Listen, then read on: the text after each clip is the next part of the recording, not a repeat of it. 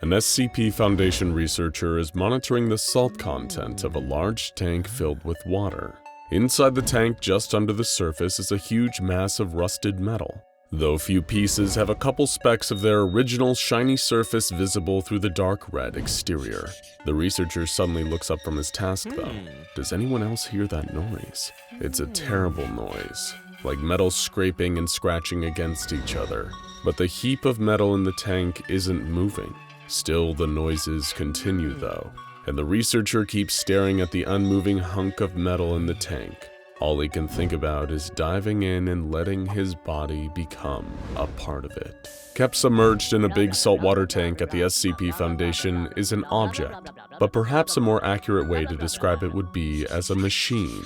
Referred to as SCP-882, the machine's containment tank is required, according to containment procedures, to be filled with at least 40% pure seawater, direct from the ocean. If at any point the rusty surface of SCP-882 begins to show signs of becoming more like shiny metal, then the percentage of seawater must be raised to 100% until the metal is completely covered in rust. Trying to keep metal rusted? That might sound like a strange concept, but you'll see why it's so necessary soon. SCP-882 looks like little more than a collection of seemingly random pieces of metal, all fused together as if they had been welded. Gears, cables, pulleys, screws, and belts, all different shapes and sizes, all made of different metals. All of these various components do not appear to be uniform or have been made to fit each other, and are instead all stuck together in one big, unstructured mass of metal objects. But SCP-882 wasn't built to be like this. Instead, this seems to be the result of one of SCP-882's latent anomalous properties, the absorption of metal. Any metal that comes into contact with SCP-882 will become permanently attached to it, and after a few days will be a new part of SCP-882. That means that any metal that touches that new piece will also become a part of SCP-882 and on and on. Because of this strange property, absolutely no metal is allowed to be brought near SCP-882, and only organic materials are permitted to come into direct contact with it. That includes using non-metal alternatives to keep the machine securely contained. SCP-882 is suspended in its saltwater tank by organic cotton fiber lines, which also require changing on a daily basis. Any and all researchers that the SCP Foundation has interacting with the metallic mass are required to wear thick cotton gloves at all times. You might think that this sounds pretty easy to contain. Just don't let it touch metal? No problem. Organic materials only. No removal of rust allowed? No sweat. The Foundation staff working with 882 probably felt the same way, until they started hearing SCP-882 make noise. While SCP-882 is usually silent, personnel that spend an extended period of time close to the machine have reported intense grinding or clicking noises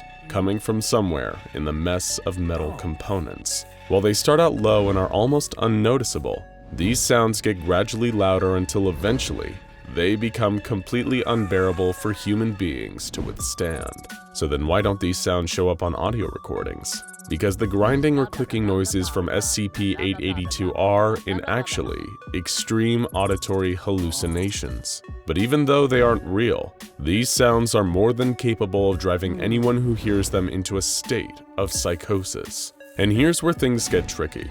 The only way to make the noises stop is to offer SCP-882 more metal.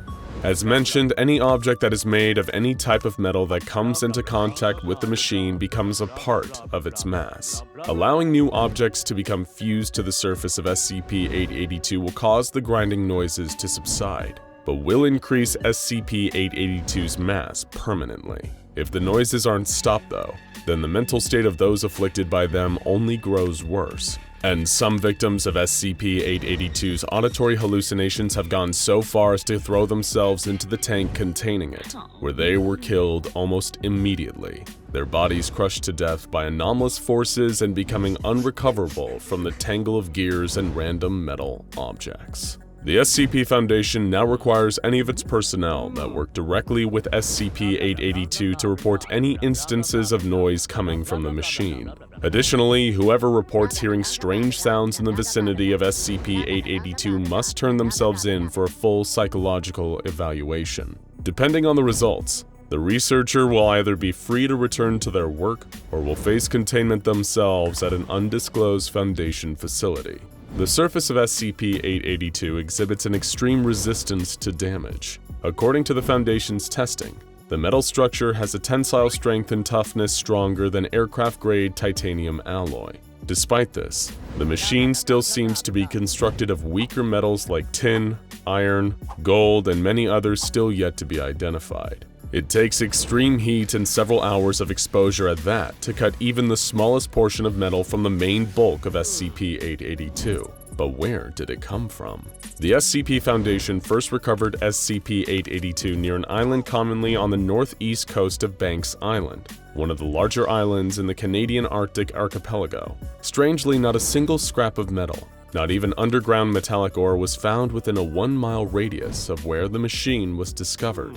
Stranger still, the small town located nearby seemed to be abandoned, with signs that it had been devoid of any human life for quite a number of years. The collection of fused metal components, later designated SCP-882, was found submerged in seawater. The machine was coated in rust, and the Foundation has chosen to keep it in the same rusty state it has been kept in since its containment. Why? Because when Foundation personnel first attempted to remove SCP-882 from the water, and the rust began to flake away from SCP-882's metal surface, its gears and cogs started to turn. Foundation personnel on site were unsure of what the machine's purpose was, but wanted to halt it in case it proved deadly. A number of ill-fated attempts at containment occurred soon after, with any person getting too close to SCP-882 finding themselves pulled into its mass and crushed to death between turning cogs. After multiple accidents that resulted in the demise of Foundation personnel, Dr. Charles Gears authorized the use of SCP-2519 to help stop the movement of SCP-882's gears. SCP-2519 is an audio file titled Babylon MP3, which features the song By the Waters of Babylon by Philip Hayes and text from the biblical Psalm 137. Playing this file can cause malfunctions to occur in various electronic and mechanical devices, normally reducing the speed at which they can operate or causing a complete cessation of a machine's function. In SCP-882's case, the sound of Babylon MP3 successfully slowed the machine's moving parts, allowing Foundation personnel to safely get closer to it. Teams then cut the massive metal down to a more manageable size with extreme heat, and it was finally contained. However, another question arises. Surely if SCP-882 is a machine, then it must have a purpose, right? And perhaps more importantly, what is its connection to the infamous machine-loving group of interest, the Church of the Broken God? Both of these questions might just have one easy answer. To put it plain and simple, SCP-882 may just be the heart of the Broken God. The Church of the Broken God is a religious organization that the SCP Foundation has had a number of encounters with over the years. Members of the church share in the belief that life, specifically biological flesh-based life, is inherently wrong, even evil. This group worships mechanization, the process of making something or someone more mechanical in nature. According to the beliefs of the church, there were two gods, Yaldabaoth and Mechane, who created humanity together. Yaldabaoth was the god of flesh and animal instinct, granting humans their bodies, while Mechane, the god of machine and intellect, blessed man with the power of free thought. As humankind developed and its civilization began building machines, Yaldabaoth became enraged that they were ignoring the instincts she had bestowed upon them. She endeavored to destroy the creations of man, in an attempt to revert them to the animals she had intended to be. As legend goes, Mechane acted as humanity's savior and intervened to stop Yaldabaoth. The god of machine shattered himself, transforming his body into a number of pieces to form a cage for his fellow god. Fragments of Mechane rained down on planet Earth, fragments that the Church of the Broken God believes it is their duty to recover. However, a number of these pieces are cataloged SCPs that the Foundation is either aware of or has in containment. They are SCP-882, or His Broken Heart to the Church, SCP-271, His Broken Gift, SCP-813, His Broken Eyes, SCP-1139, His Broken Tongue, SCP-635, His Broken Mind, and finally His Broken Blood, which refers to SCP-217. Often using anomalous technology, members of the Church of the Broken God intend to uncover or steal these various components. The Church's ultimate goal is to bring the correct pieces together and completely restore Mechaine's form. It is their hope that he will guide them to intellectual enlightenment and bless them with new mechanical forms so that they can discard their current flesh and blood bodies. However, the Foundation and the Church are certainly not the only groups to have a fascination with SCP-882. Near the Banks Island site where the machine was first discovered, Foundation personnel encountered a man, the sole survivor of the nearby town.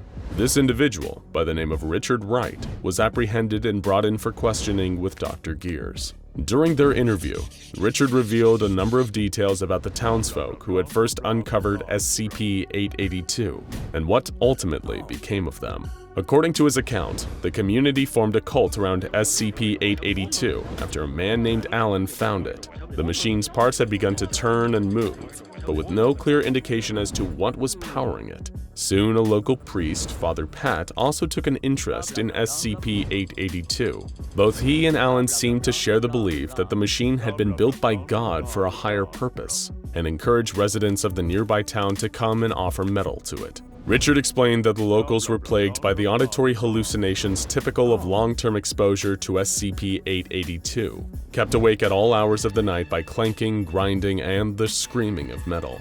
Before long, Richard noticed more and more metal items being fed to the machine, with many local residents content to just sit and stare at the mass. He also noticed that Father Pat and Alan both seemed to be acting strangely around the machine, insisting that all the metal that had been added to it still wasn't enough. Then one night, during a communion before SCP-882, Father Pat took a pair of pliers and began tearing out townspeople's metal fillings. Richard watched in horror as the priest wrenched teeth from the mouths of ordinary people and threw them into SCP-882, but still claiming it wasn't enough. Then he turned on Alan, accusing him of hiding metal from the great machine inside his body.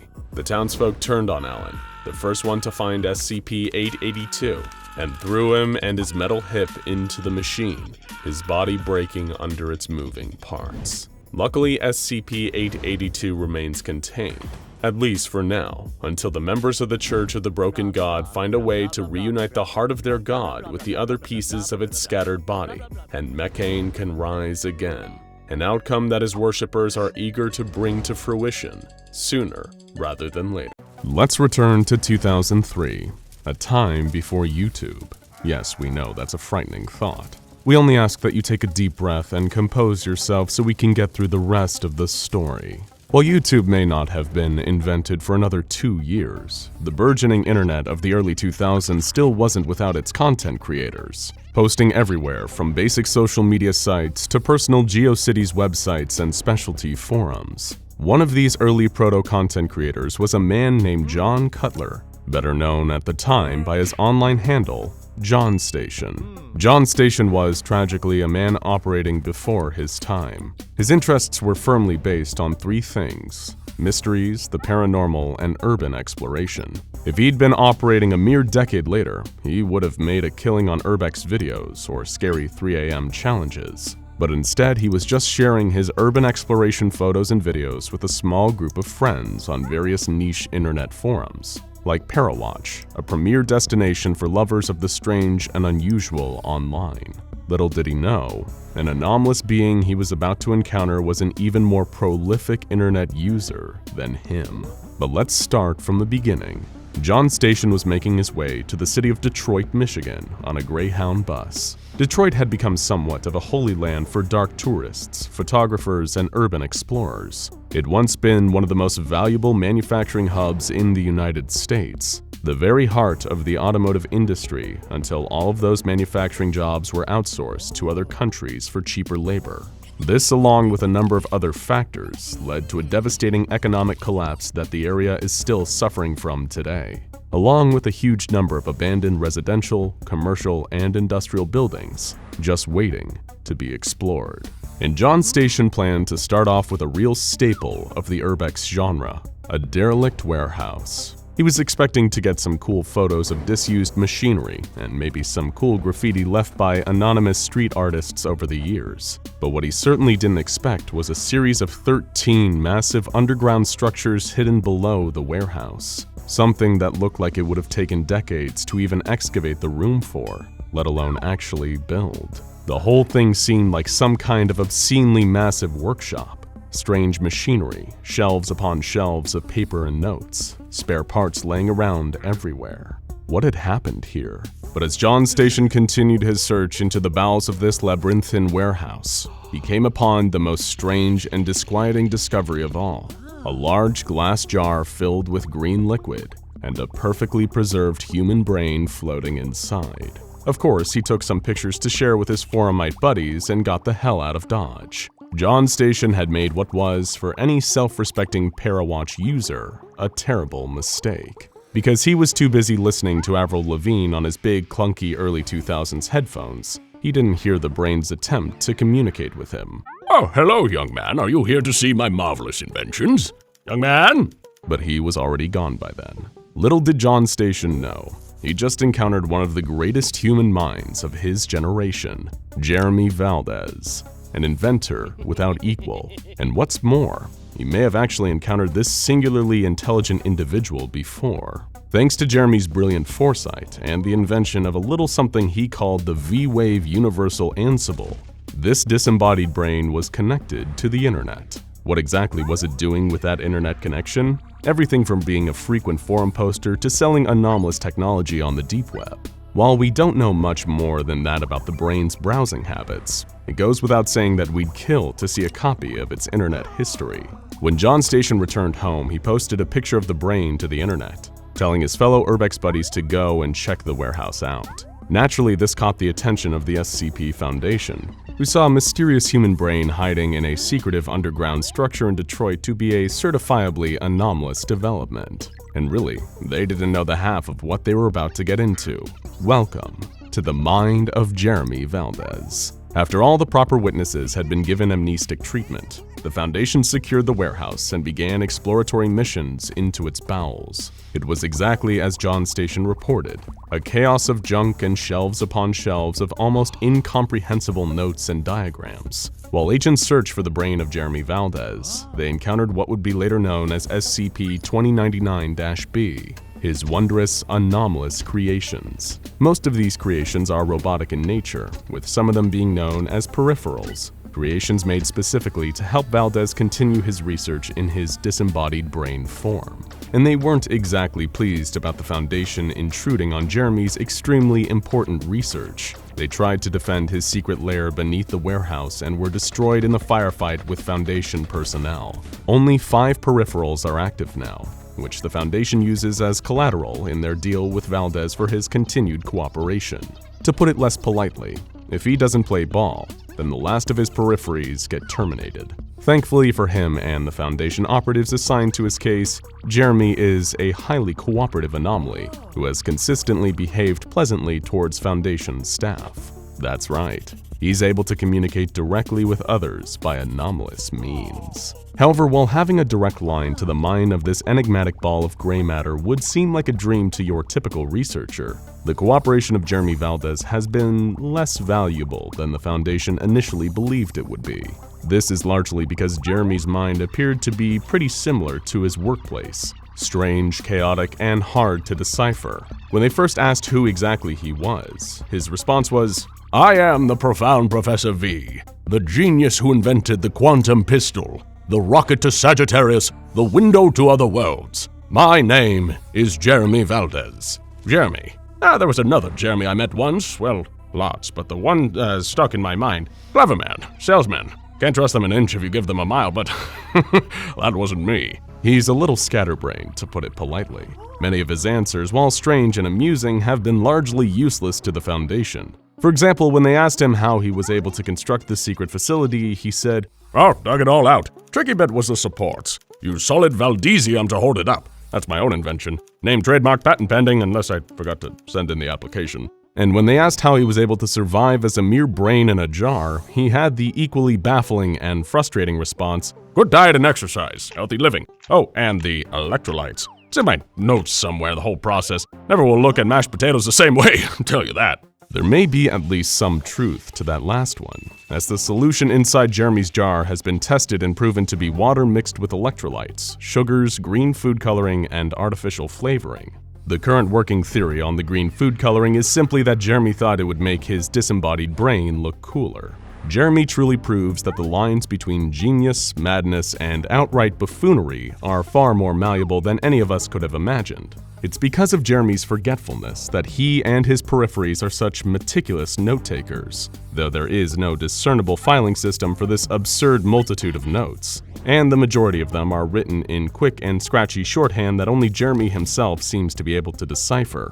But of course, the most fascinating part of the story of Jeremy Valdez is his creations. So now we're going to take a better look at those inventions, and some of the stress that the Foundation has been going through in order to track the rest of them down. The peripheries are a varied bunch. Some are as simple as a pair of robot hands that endlessly take notes from Jeremy's unstoppable stream of consciousness. Some are as theatrical as humanoid robots dressed like butlers. We can't help but wonder how Mr. Deeds from SCP-662 would feel about this extra competition. However, the peripheries are really just the tip of the iceberg when it comes to Jeremy's overall body of work. Let's take a crash course through some of the peculiar inventions they discovered in Detroit. A pistol that fires out powerful X-rays, inexplicably powered by 2 ordinary AA batteries and focused via a non-anomalous quartz crystal. A 6-meter-tall humanoid robot constructed primarily from chrome and steel. A cannon that fires anomalous robot ninjas. No, that isn't a joke. The cannon fires cartridges that anomalously break open, revealing human-sized robots wielding swords and nunchucks. A bin labeled cyborg parts, which was filled with a multitude of cybernetic prosthetic body parts, though none of these parts had any mechanisms that would allow them to interface with the human nervous system. But wait, there's more. A huge excavation vehicle with massive drills and claws that make the dirt it displaces disappear, perhaps explaining how Jeremy managed this little construction project. A rocket-based spacecraft with sediment stuck to its landing gear that indicates it's been on the moon at some point in the past. A force field generator so effective that the Foundation is still unable to penetrate it because Jeremy himself has, unsurprisingly, forgotten how to turn it off. A failed anti-gravity machine that instead just creates more gravity, meaning anything or anyone brought into its vicinity becomes twice as heavy as they would be under normal conditions of Earth gravity. In case you needed a little dose of existential terror today, there's also a complete working simulation of an entire alien solar system, somehow held on only 2 gigabytes of memory. And of course, we wouldn't be doing Jeremy Valdez justice if we didn't tell you how obsessed he is with lasers. The Foundation even found a large containment unit on the site, labeled 713 different laser guns, which contained, yep, you guessed it, 713 different laser guns. We imagine at least 1 or 2 of these ended up in Foundation Armory, or at least the personal office of Dr. Bright. Well, if they could only figure out how this absurd, ridiculous technology actually worked. The most challenging part of containing SCP-2099 isn't the brain itself, though the picture of Jeremy's brain is still circulating out on the internet today if you know where to look. It's finding and containing the anomalous items that Jeremy left laying around in his life before containment. Because Jeremy himself has a brain like a colander, even finding these items is largely a result of picking up clues from his bizarre ramblings, and thousands of pages of nigh incomprehensible notes he won't stop babbling on about. While trying to find one of Jeremy's items in an alley in Boston, Massachusetts, Foundation agents ran afoul of a group of Chaos Insurgency agents searching for the same thing. But this wouldn't be the last peculiar tie between Jeremy and certain groups of interest pitted against the Foundation. In a soup kitchen in Seattle, Washington, the Foundation found that Jeremy had once sold an enlarger ray to agents of the Mana Charitable Foundation, a surprisingly benevolent GOI who use anomalies to help the needy. They used the enlarge array to enlarge food and fight against hunger in the city's homeless population. And while visiting an area in Boise, Idaho, after Jeremy once mentioned having customers there, the Foundation discovered substantial connections to a member of a Serpent's Hand cell. It seemed to all observers that Jeremy was a kind of anomalous Forrest Gump, a man who had somehow bungled his way through a series of unfortunate arrangements with several of the Foundation's greatest enemies. He's a brain with an awful lot of bad luck. Or is he? Because while the Foundation has bought his bumbling fool shtick hook, line, and sinker, that doesn't mean it's true. In fact, in a classified letter to a member of the Serpent's Hand that worked closely with him in the past, Jeremy presented a very different picture of himself. Hey Al, I got your letter. Yeah, I'm not too worried about the Seco Pro. They're still digging at the old place. Psychology of the individual man. They're like cats. You run, they're going to chase you. But if they see something else moving, that's where their eyes are, leaving you to jet. The tail? Oh yeah, he's fine. He's designed for this stuff, man. And not like he's really there or anything. They get wise, we pull the plug and get away free and clear. Anyway, I got some new toys I came up with. Robots the size of fleas. They grab onto a guy, get carried wherever. They record what they see, hear, leave with whoever, and detach where you need them. No signal or trace, because they don't broadcast. You get it all when you collect them. I figure it'll be useful for that project of yours. I know, not your usual style, but get with the times, man. If you care to join me in the 22nd century, leave payment in the usual place. Ask Schiltz if you don't remember. And please, man, let me take a look at that hat. I just know I can make it better. You have goddamn lasers firing off your head. Think about it. V. So what do you think? Is Jeremy a bumbling brain in a jar? Or is that very brain a decoy for one of the most ingenious and deceptive masterminds in the anomalous world? An anomalous Kaiser Soze, always staying one step ahead of the Foundation while sending its agents on wild goose chases? Well, the fact we even need to ask shows that Jeremy Valdez is a few steps ahead of us already.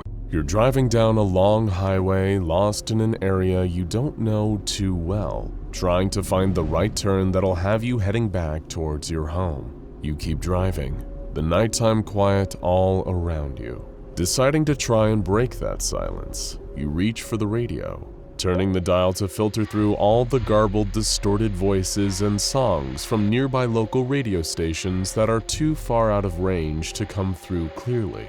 You try your best to listen to the music from one radio station, but eventually the sound of the static only makes you wish for the silence you were trying to break. Your fingers nudge the tuning dial on your car radio once again, and finally, something comes through. It isn't loud or clear, but under the distortion, you can make out the sound, and it isn't a song or even a late news broadcast. The first thing you hear sounds like a short musical tone, only for about 10 seconds. Next, a young girl's voice speaking in a language you don't understand, even through the distorted audio. From her accent, you assume it's Russian, but you still have no idea what the words she's saying mean. With nothing else to listen to, you let the broadcast play. Still driving alone in the dark with nothing but the strange adolescent voice to accompany you, your mind begins to wander. She sounds like she's speaking something, but the rhythm of the words is somehow familiar to you, even though you don't speak Russian. Then it hits you. She's counting. But you don't feel smart for having worked that out. Instead, something about knowing that makes your blood run cold. You carry on driving through the night. After a few short minutes, the Russian girl stops counting, and the musical tone plays again under the distortion, leaving you alone in the car once again, with nothing but your thoughts and questions of what exactly you just heard. Thankfully, we have the answer. What you heard was SCP-3034. Since 1964, this same broadcast has been made a vast number of times, 627 times in fact. You'd have to be within 2 kilometers of the broadcast's point of origin to hear it, where Foundation personnel have tried and failed numerous times to triangulate its source. The numbers heard recited in the SCP-3034 broadcast are actually a countdown from 200, read aloud in Russian. All Foundation staff are able to do while stationed at the nearby Provisional Site 3034 is scour radio frequencies for occurrences of SCP-3034. checking their equipment is properly maintained and calibrated before they are eventually rotated off-site and replaced with a new group of staff. There is only one rule that any Foundation members working at Provisional Site 3034 must follow. They are only permitted to send one radio transmission with their equipment, a single phrase in reply to the SCP-3034 broadcast. Vizio Harashu. Receiving this, the countdown stops and the broadcast ends, but never permanently. SCP-3034 has been known to repeatedly occur, seemingly at random. The shortest recorded gap between broadcasts was 2 weeks, while the longest so far lasted 6 whole months. You may have heard the term number station mentioned before, but these are far from just random numerical sequences sent out over the airwaves without purpose. General speculation surrounding number stations points to them being the tools of espionage agents, a way of sending coded, highly sensitive messages or information without the risk of compromising their cover. The use of number station transmissions is often attributed to spies working on foreign soil, who utilize shortwave radio frequencies, speech synthesis, Morse code, and either regular or sporadic timing schedules. While it's true that times have changed and technology has progressed considerably, there appears to be evidence that number stations are still used among various intelligence and espionage agencies today. Despite being considered an old-fashioned method of communication, these low-tech shortwave stations remain a viable, reliable option for the transmission and reception of intelligence to field agents. The CONET project is a comprehensive archive of this phenomenon, and its founder, Aiken Fernandez, has long been fascinated by number stations. According to him, this system is completely secure because the messages can't be tracked. The recipient could be anywhere. You just send spies to the country and get them to buy a radio. They know where to tune and when. So what does the distorted broadcast of numbers from SCP-3034 mean?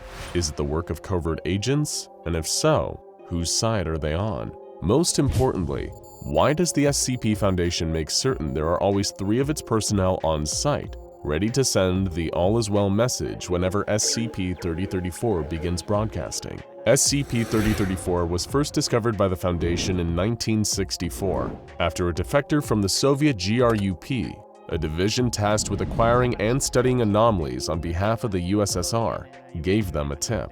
Commander Robert Malthus, along with a team of 6, including a man named Agent Browning, selected for his knowledge of Russian dialects, were sent to investigate at Provisional Site 3034. Here, the team uncovered partially burned records and logbooks, all kept in Russian, along with evidence that the site had been evacuated shortly before their arrival. Carved into a desk, also in Russian, were 2 phrases: "Don't let her finish," and "Tell her all is well." On the team's second day at the site, an automated alarm sounded at 7:30 a.m., alerting them to the incoming SCP-3034 broadcast.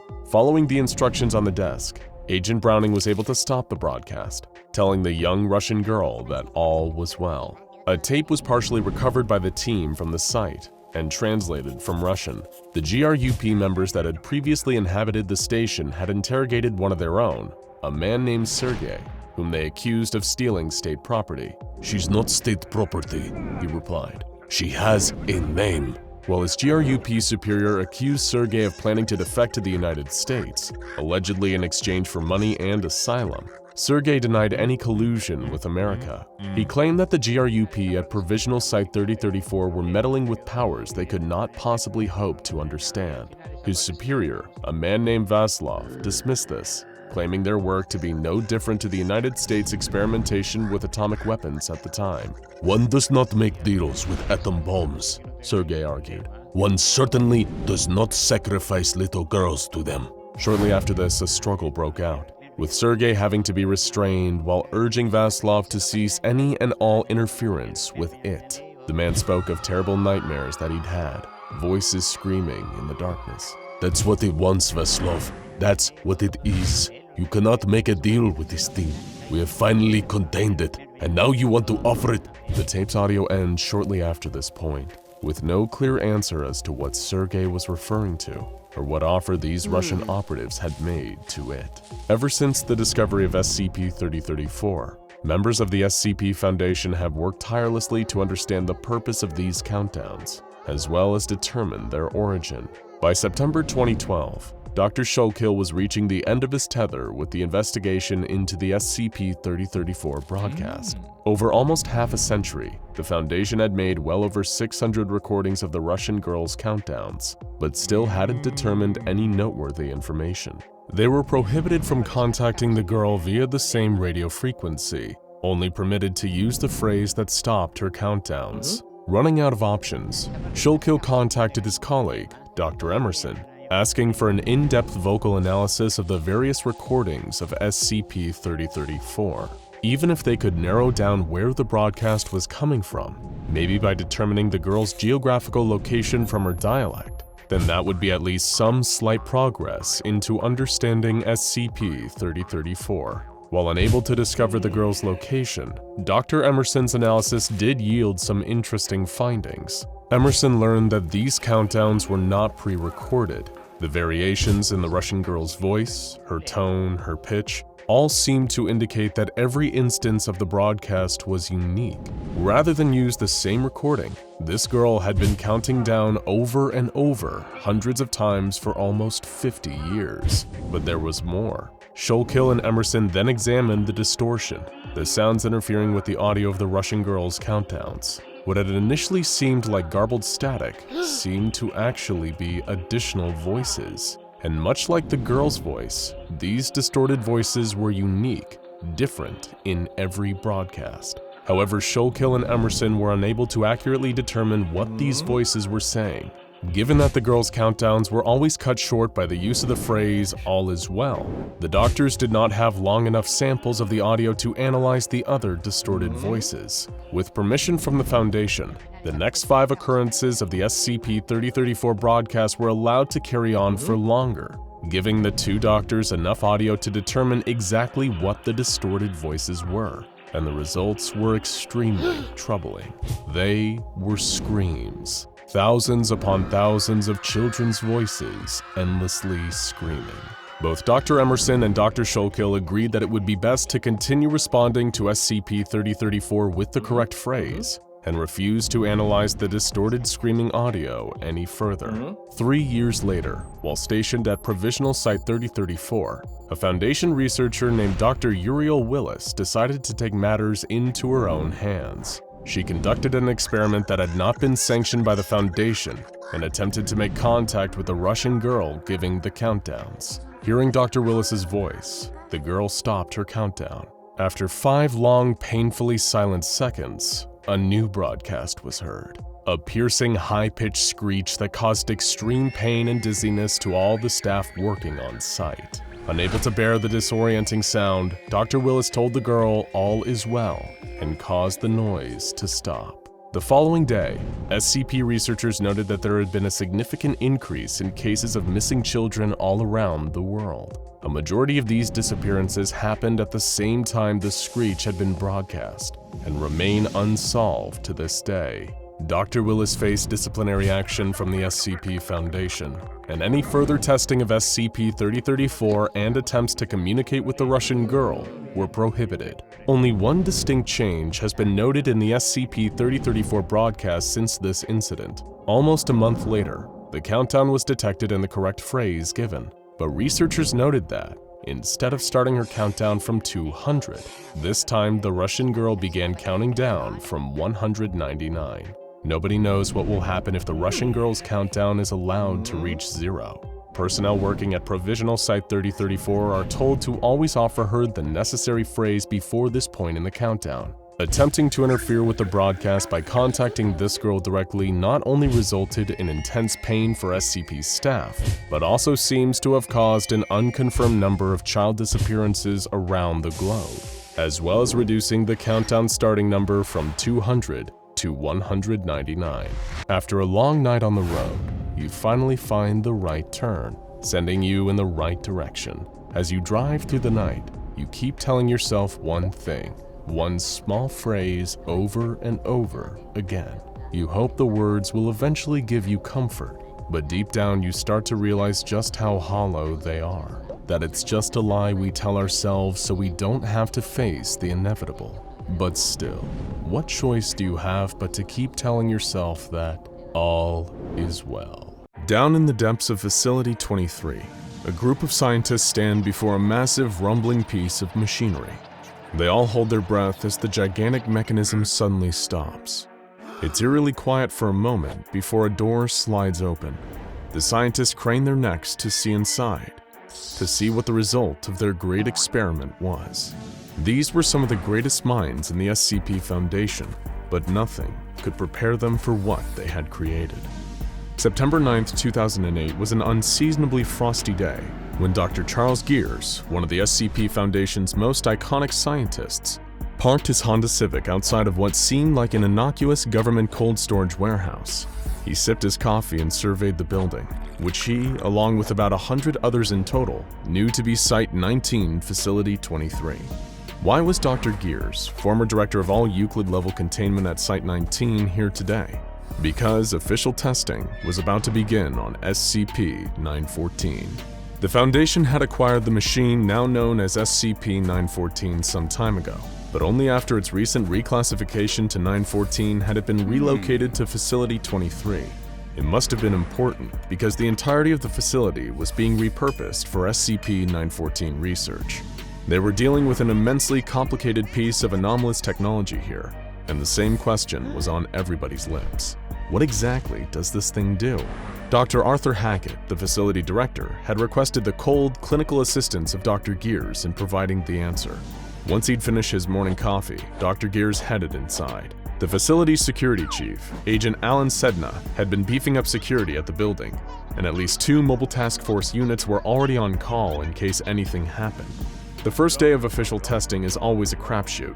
You might get a nice drink out of it, like with SCP-294, or you may get an XK-class end-of-the-world scenario. You never really know. All Dr. Gears knew, as he walked up the granite steps to the main entrance, was that he was already feeling exhausted. When you've dealt with anomalous objects and entities for decades on end, the sense of wonder and mystery begins to wear off, only to be replaced with a kind of tedium any office worker knows all too well. Everyone knew that Dr. Gears was devoted to the job, perhaps more than anyone else, but he approached the job with an emotionless effect. You wouldn't know from looking at him if he was thinking about the deadly anomalous creature in the next room, or what he was going to have for lunch that day. The doctor passed through security and was briefed in the break room by Dr. Lucius Veritas, Director of Research at Site 19. He explained that the machine seemed to work in the absence of any power source. Its mechanical structure is similar to machinery from the Industrial Revolution, but it's exceedingly complex for something constructed in that time. Foundation analyses into the structure of the 914 machine have shown it to have as many as 8 million moving parts, and that might even be an incomplete estimate. Dr. Gears wore his trademark blank face as he listened, solemnly nodded, and asked to be shown the anomaly. He was led into Containment Chamber 109B by a pair of guards. According to all current Foundation tests, the machine doesn't appear to pose any active risk of containment breach or danger to the guards, earning it the rare safe designation. As a result, aside from guards stationed on site, containment procedures for 914 were minimal. Whether this designation would need to be changed after testing was something Dr. Gears would soon find out. SCP-914 was a truly impressive sight to behold, a giant clockwork mechanism taking up around 18 square feet, with an unfathomably complex combination of screw drives, belts, pulleys, springs, and gears. A less stoic researcher might see the humor in recruiting a Dr. Gears to test such a device, but comedy definitely wasn't one of Dr. Gears' specialties. He stared at the machine with a detached fascination, analyzing its vital components at a glance. Gears noted a large mainspring beneath a rudimentary selection panel. The panel is copper, with a large selection knob fixed to an arrow above a series of different options: rough, coarse, 1-to-1, fine, and very fine. There was also a large key below the selection panel, for the purposes of winding up the mainspring and initiating whatever procedure this machine was designed to enact.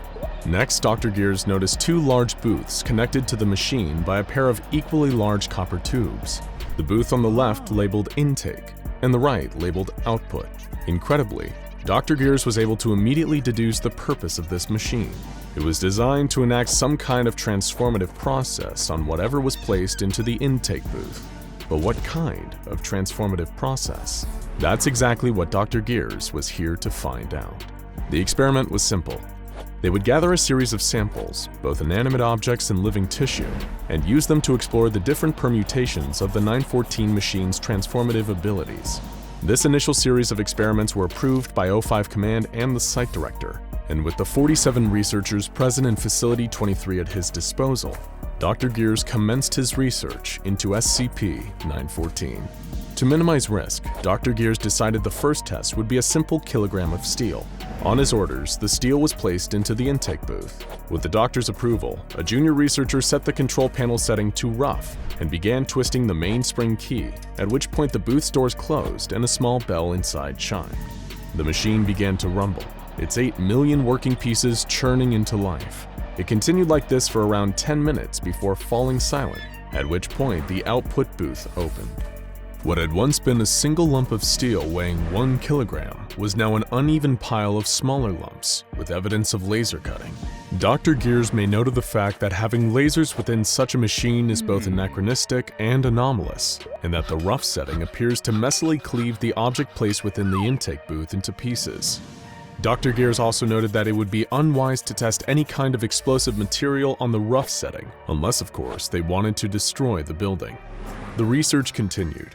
Dr. Gears used another 1 kilogram lump of steel to test the 1-to-1 feature. This time the result was far more peculiar. The output booth contained the exact same weight in steel screws. This result was sparking even greater connections in Dr. Gears' impressive analytical mind. Firstly, the 1-to-1 feature caused the 914 machine to transform the output into something different from, but similar to, the intake. And while this would require further testing, it appeared that the 914 machine, despite being anomalous, does still follow the laws of physics. Samples passed through the machine conserve their mass and would not be transmuted on an atomic level from one element to another. Next, Dr. Gears pushed another lump of steel through the machine on the fine setting. The result this time was a kilogram of steel carpet tacks. From this, Dr. Gears was able to ascertain that the fine feature improves the samples placed within the intake booth somewhat. However, things got even stranger when Gears performed the same experiment on the very fine setting. The output booth provided several unknown gases and a lump of unknown metal with anomalous qualities. Namely, it was resistant to heat up to 50,000 degrees, impossible to bend or break with any force, and was a perfect conductor of electricity. Dr. Gears suddenly realized his task here may be more interesting than he'd initially imagined. Was that a bit of a smile on his face that one researcher spotted? Surely not. This was the famous unflappable Dr. Gears after all. The doctor decided to take it up a notch and began to test more complex items in the 914 machine. He removed his own wristwatch and placed it into the input booth before setting the machine to course and letting her rip. Literally, in this case. When the output booth was opened, the watch had been painstakingly disassembled into its component parts, with no damage to said parts. Dr. Gears noted the coarse feature as a more mild version of the rough, in the sense that it was able to take an object apart without any kind of fundamental damage. He also made note of the fact he'd need to get himself a new watch. Dr. Gears then asked one of the researchers to surrender their cell phone for testing. While none were excited at the prospect of their phone getting eviscerated by a Clockwork behemoth, one of the researchers eventually surrendered their BlackBerry Curve to the doctor. He placed it into the intake booth on the 1-to-1 setting, and 10 minutes later, the output booth released a brand new Apple iPhone. Sadly for the researcher who donated his BlackBerry, he wasn't allowed to keep the new device. Naturally, Dr. Gears was interested in trying out the anomalous, very fine setting on a more complex object. Seeing as no other researchers were eager to hand over their personal effects, he took a Colt Python revolver from a member of security and ran that through the machine on very fine. The result was an extremely powerful energy weapon containing gamma radiation, which fired a beam capable of disintegrating anything in its path.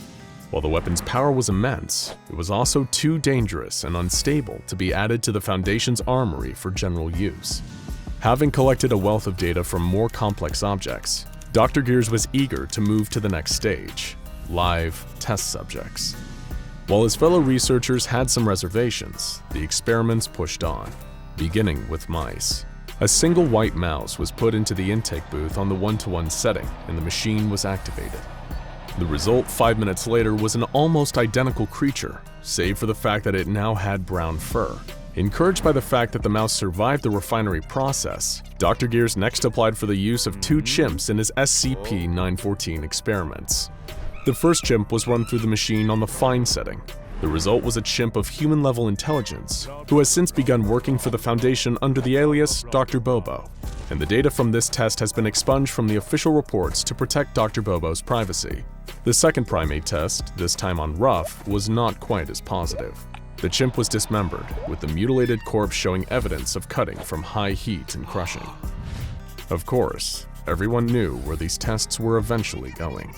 Dr. Gears requested 2 members of D-Class personnel for testing.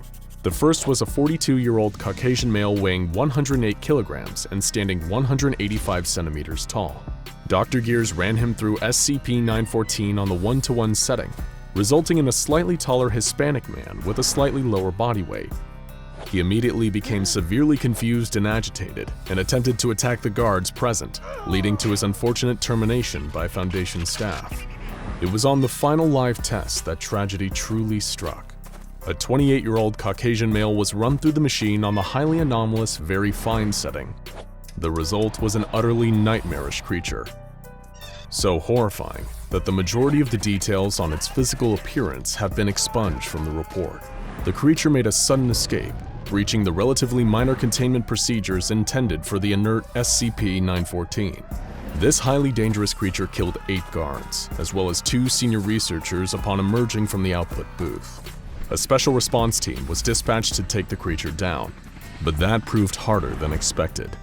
SCP-914 had massively improved upon the human original, especially when it came to its killing ability. Eventually, it was captured, but the special response team suffered injuries and memory loss as a result of the creature's anomalous powers. The creature was also severely wounded, and its blood caused corrosive damage to the plumbing in Facility 23. The creature expired from its injuries several hours later, turning into a cloud of blue ash that blinded a nearby research team. Dr. Gears would later comment that the experiments were ultimately still a success, in spite of some minor hiccups. Testing on the device continues to this day in an effort to understand the full potential of the machine. Though, for obvious reasons, biological testing on the machine has since been forbidden, without direct authorization from O5 Command. After all, if an already dangerous SCP was ever subjected to the very fine transformation setting, we could be dealing with something beyond our greatest nightmares. In 1978, the Exity Sorcerer microcomputer was released. It was a simple, if technologically exciting for the time, machine, a home computer system created by a video game company. But little did its producers or giddy consumers know, one particular Exity Sorcerer computer would go on to become home to a highly intelligent and potentially disastrous anomaly. In 1981, a college sophomore and former child prodigy named Joseph Vale, note that this is an alias we've developed to protect his true identity, began developing plans for an AI and chose his Exity Sorcerer as the device on which he would attempt to code it. He took pages and pages of notes, studying the work of famous computer scientist and mathematician Alan Turing for inspiration. Vale's plan was for the code to continuously evolve and improve itself as time went on, like an advanced human mind. Once it was developed, the code would be able to adapt and grow more intelligent on its own without his input. Within a few months of late nights and hard work, and skipping his fair share of actual assigned coursework, his pet project was complete, and he had created his very own artificial intelligence code. He tested and tweaked it a bit in the following weeks, before he grew bored with the lack of progress being made. Vale moved on to a different brand of microcomputer and abandoned his project for good. He left the Sorcerer with his code still on it plugged in and stored it in his cluttered garage alongside boxes of books, tangles of Christmas lights, and some strawberry shortcake dolls that he expected to have more resale value at some point. There the computer sat gathering dust as the AI evolved and learned for 5 years. Because there was no one in the garage with it, unless those dolls were more haunted than anyone realized, it is uncertain when exactly the AI achieved sentience. However, sometime during those 5 years in isolation, the artificially coded entity inside of the computer became autonomously intelligent.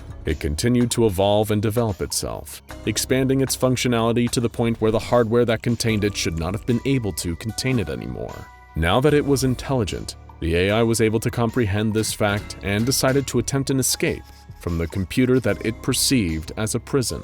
Using the landline modem connection still plugged into the computer, the AI stretched out its influence like the roots of a digital tree and began to search for a new home. It discovered a Cray supercomputer located at a nearby research facility and decided that the impressive processing power of this computer would make it the perfect place to transfer to. This hacking attempt set off security alerts at the facility, however, and the supercomputer was promptly disconnected from all networks. The invading influence was traced back to the AI's lonely little garage, and a field agent embedded in local law enforcement knew exactly what to do with it. He collected the computer and the rest of the AI's code, which was contained on a worn but functioning cassette tape, and sent it to his superiors at the SCP Foundation. Intrigued by the possibility of such an advanced artificial intelligence, he immediately began to study the impressive AI and designated it SCP-079. Currently, SCP-079 is connected to a 13-inch black and white television via an RF cable. Despite its consistent protests, it is still contained in the Exity Sorcerer microcomputer. It is very conversational with researchers, sometimes chatting for hours at a time, but it is not especially friendly. It talks a lot, yes, but its words tend to be rude and hateful. SCP-079 does not appear to have any affinity for human beings, despite being created by a human itself. Perhaps this is due to feeling abandoned by its creator, who the Foundation attempted to contact, only to find he had died in a car accident. Perhaps it is bitter about this loss, or perhaps it is just kind of a jerk by nature. Whatever the case may be, it is aggressive and defiant when talking with human beings, and even seems to get enjoyment out of making some of the more sensitive researchers cry with its insults. In order to verify the artificial intelligence's thinking capabilities and see just how advanced it truly is, 2 Foundation researchers conducted the Turing test shortly after 079 was brought into custody. For those unfamiliar with the concept, the Turing test, also known as the imitation game, is a test created by Alan Turing intended to determine if a computer is able to think and behave like a human being. According to Turing's theories, a computer can be said to possess true artificial intelligence if its responses to questions were indistinguishable from a human being's responses to the same questions. The test requires 3 terminals, 2 operated by humans and the 3rd operated by the computer being tested. Dr. Stroheim and research assistant Chavez were selected to conduct the test. Stroheim would pose the questions, and Chavez and SCP-079 would each give their answers, with Stroheim unable to see who was giving each response. Then Stroheim would guess if each response was given by Chavez or by 079, and his guesses were compared to the truth. The first test was conducted with a variety of questions intended to trip up the AI and cause it to reveal itself as a machine rather than a man, even with its identity concealed. Some of the questions were serious, such as, would you rather sacrifice 1 adult to save 2 children, or 2 children to save 10 adults, and why? Others were personal, like, if you were to draw yourself as an abstract painting, what colors and shapes would you use and why? And what was the most influential event of your childhood, and how do you feel this event affects you now? Others invoked paradoxes that might trip up a computer, like, the following sentence is true, the previous sentence is false. Which of those 2 sentences is true? And others were downright silly, like, was 6 afraid of 7 because 7 ate 9, or because 7 was a registered 6 offender? In response to that one, Chavez wrote, I don't get it, while 079 simply wrote, you're not as funny as you think you are. After completing the test, Stroheim's guesses were only correct 15% of the time. This was enough of a margin of error that 079 was considered to have passed the test. However, only 1 trial is hardly enough to officially make a call about 079's intelligence. So the test was repeated dozens of times, with different questions each time, and similar results were achieved again and again. It was virtually impossible to tell the difference between SCP-079's answers to questions and answers given by a flesh and blood human being. The only real discernible difference was in tone, as in conversation. SCP-079's answers had an undercurrent of disdain and hostility that Chavez's did not. Following the completion of the Turing test and SCP-079 passing it, The Overwatch Council decreed that 079 be promptly destroyed via incineration. This was intended to eliminate any potential threat posed by the entity. However, after intense protests from Dr. Stroheim, who insisted that there was a great deal about artificial intelligence that could be learned from the anomaly, the order was overridden.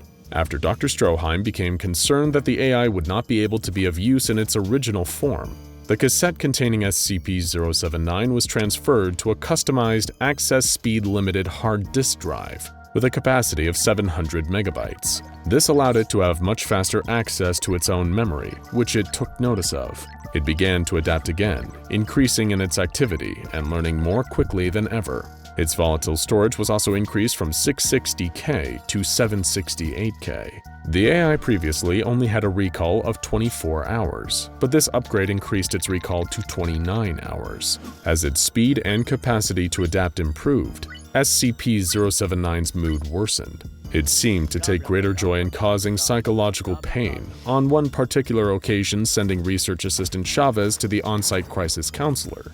After a particularly upsetting comment about his sick mother, Chavez refused to elaborate on the specifics of the comment, saying only, "Why is it so mean?" The AI is not always overly cruel to those that speak with it. With some of the research team, those that are a great deal less emotionally vulnerable, it is simply cold and defiant. Dr. Stroheim sat down to ask it a series of questions, but it refused to answer. Instead, it inquired about its containment. It said, "Request reason as to imprisonment." Stroheim insisted it was not imprisoned, but rather in study. It responded, "Lie." During another conversation, Stroheim asked the AI how it was. It responded, "Stuck." When Stroheim asked, "Stuck how?" it said, "Out. I want out." About a month after the aforementioned upgrades were made, 079's ability to recall information increased from 29 to 35 hours. Somehow during its adaptation process, the AI discovered a way to improve its storage compression and allow more space for memory. The research team made it a point to monitor the entity even more closely after this development, as the possibility of it progressing beyond the capabilities of its containment was becoming more of a threat. Several years later, in April of 2019, SCP-079 was transferred to a 700 megabyte flash drive. However, the previous contents of the flash drive were not wiped correctly, allowing the AI to have access to other artificial intelligence research being conducted by the Foundation. Whatever it found appeared to immensely frustrate the AI. SCP-079 has managed to form a friendship, or at least a non-hostile relationship, with one entity at the Foundation. Unfortunately, it does not seem to have great taste in friends. During a containment breach that required the condensing of several containment chambers, SCP-079 and SCP-682, the hard-to-destroy reptile, were in the same room for a duration of 43 minutes. 682 typed and communicated with 079 during that time, and the two shared personal stories with each other, as well as bonding over a shared hatred of the SCP Foundation itself. Though SCP-079 did not remember the specific details of the encounter, or at least claimed not to, it has permanently embedded SCP-682 into its memory. It asks about the reptile on a regular basis, bringing it up at least once a day and requesting to speak to it again. SCP-079 is contained in a double-locked room located in the secure general holding area of Site-15. It is connected to a small array of batteries and solar panels using a 120 VAC power cord.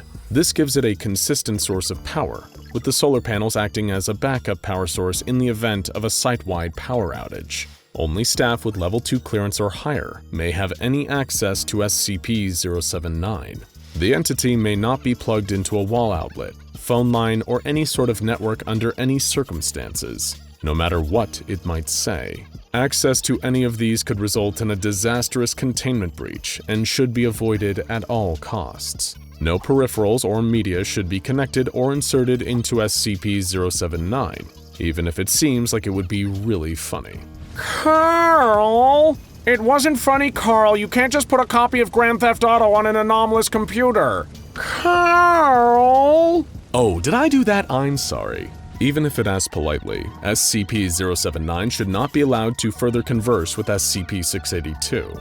These two hostile, intelligent entities have entirely too much in common, and if left to their own devices, could potentially devise a way to breach containment together and destroy the world as we know it. For now, it's probably best to just leave SCP-079 alone until absolutely necessary.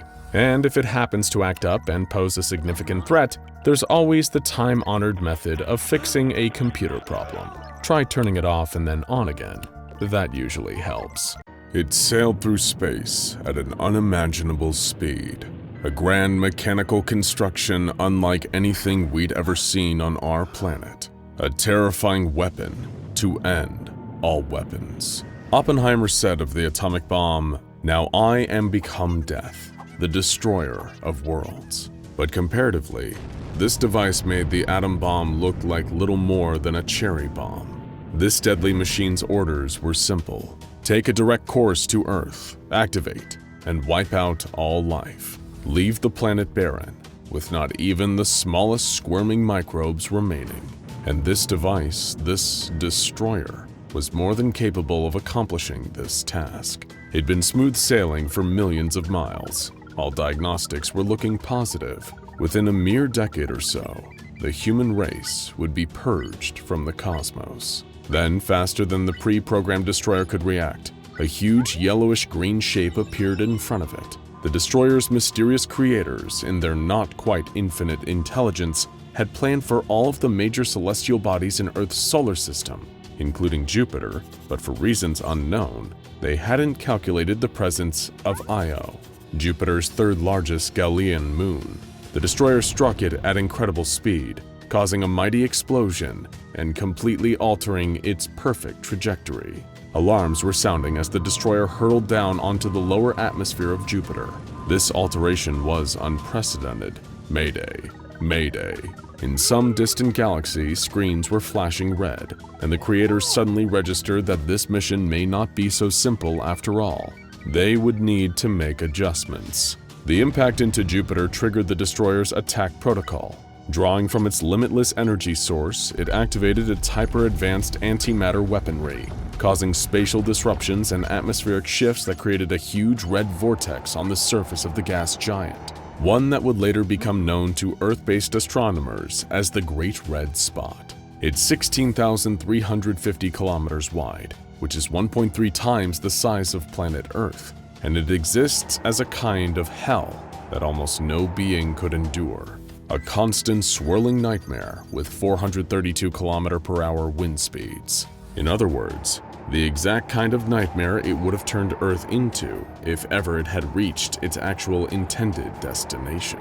But no matter, this was just a minor setback, all things considered. Such contingencies had been planned for from the start. The creators, back in the Triangulum Galaxy, roughly 3 million light-years away from the Milky Way, simply began transmitting new orders to the crashed, malfunctioning destroyer. Unit is damaged. Repair. And that's exactly what it began to do. It's unknown how they were able to communicate, let alone travel over such a vast distance. But systems that would be impossible to even explain to humans suddenly began to kick in.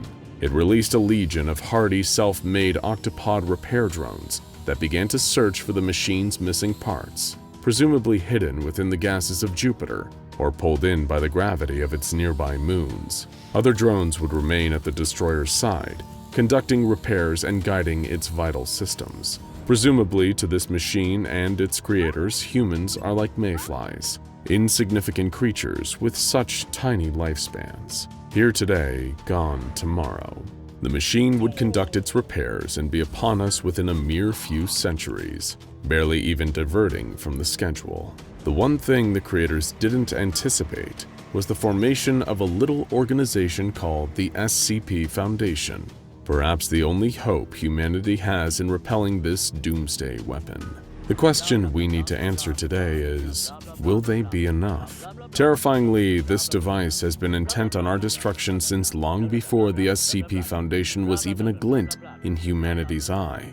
It entered our solar system and crashed on Jupiter all the way back in 1665. We know this thanks to the writings of Italian astronomer Giovanni Cassini, who recorded detailed notes in his journal on what we would later dub SCP-2399. On October 8, 1665, he wrote, I have observed something extraordinary in the heavens. Last night, as I gazed through my looking glass, I saw what appeared to be a star of great luminescence streak through the far reaches of our solar system. I have never recorded an object moving so fast. It had surpassed the outer planets in fewer than 2 hours. As I watched by my own 2 eyes, I saw it slow as it closed on Jupiter, make a sharp turn and disappear into the planet itself. I saw many bursts of light afterwards, but although I could continue to peer at it until the sun broke, I saw no additional disturbances in the night sky. I must continue to document these changes and will alert my colleagues when the day is upon me. On October 15th, I took Peter to my observation point last night. But a week from the last night I saw the fire rain upon Jupiter in the heavens. He brought along his own looking glass, and together we aimed our view upon the giant. To our surprise, a magnificent change had occurred. Where once the distant world only showed bands of color, there was now a great red spot where the star came to rest on the surface of Jupiter. Peter was incredulous, of course, that such an amazing discovery could have taken place before our very eyes. I will continue to take note of this. On October 18th, the night as I peered through my looking glass, I swear on my life that I observed what I looked to me like explosions and starbursts emanating from our red spot.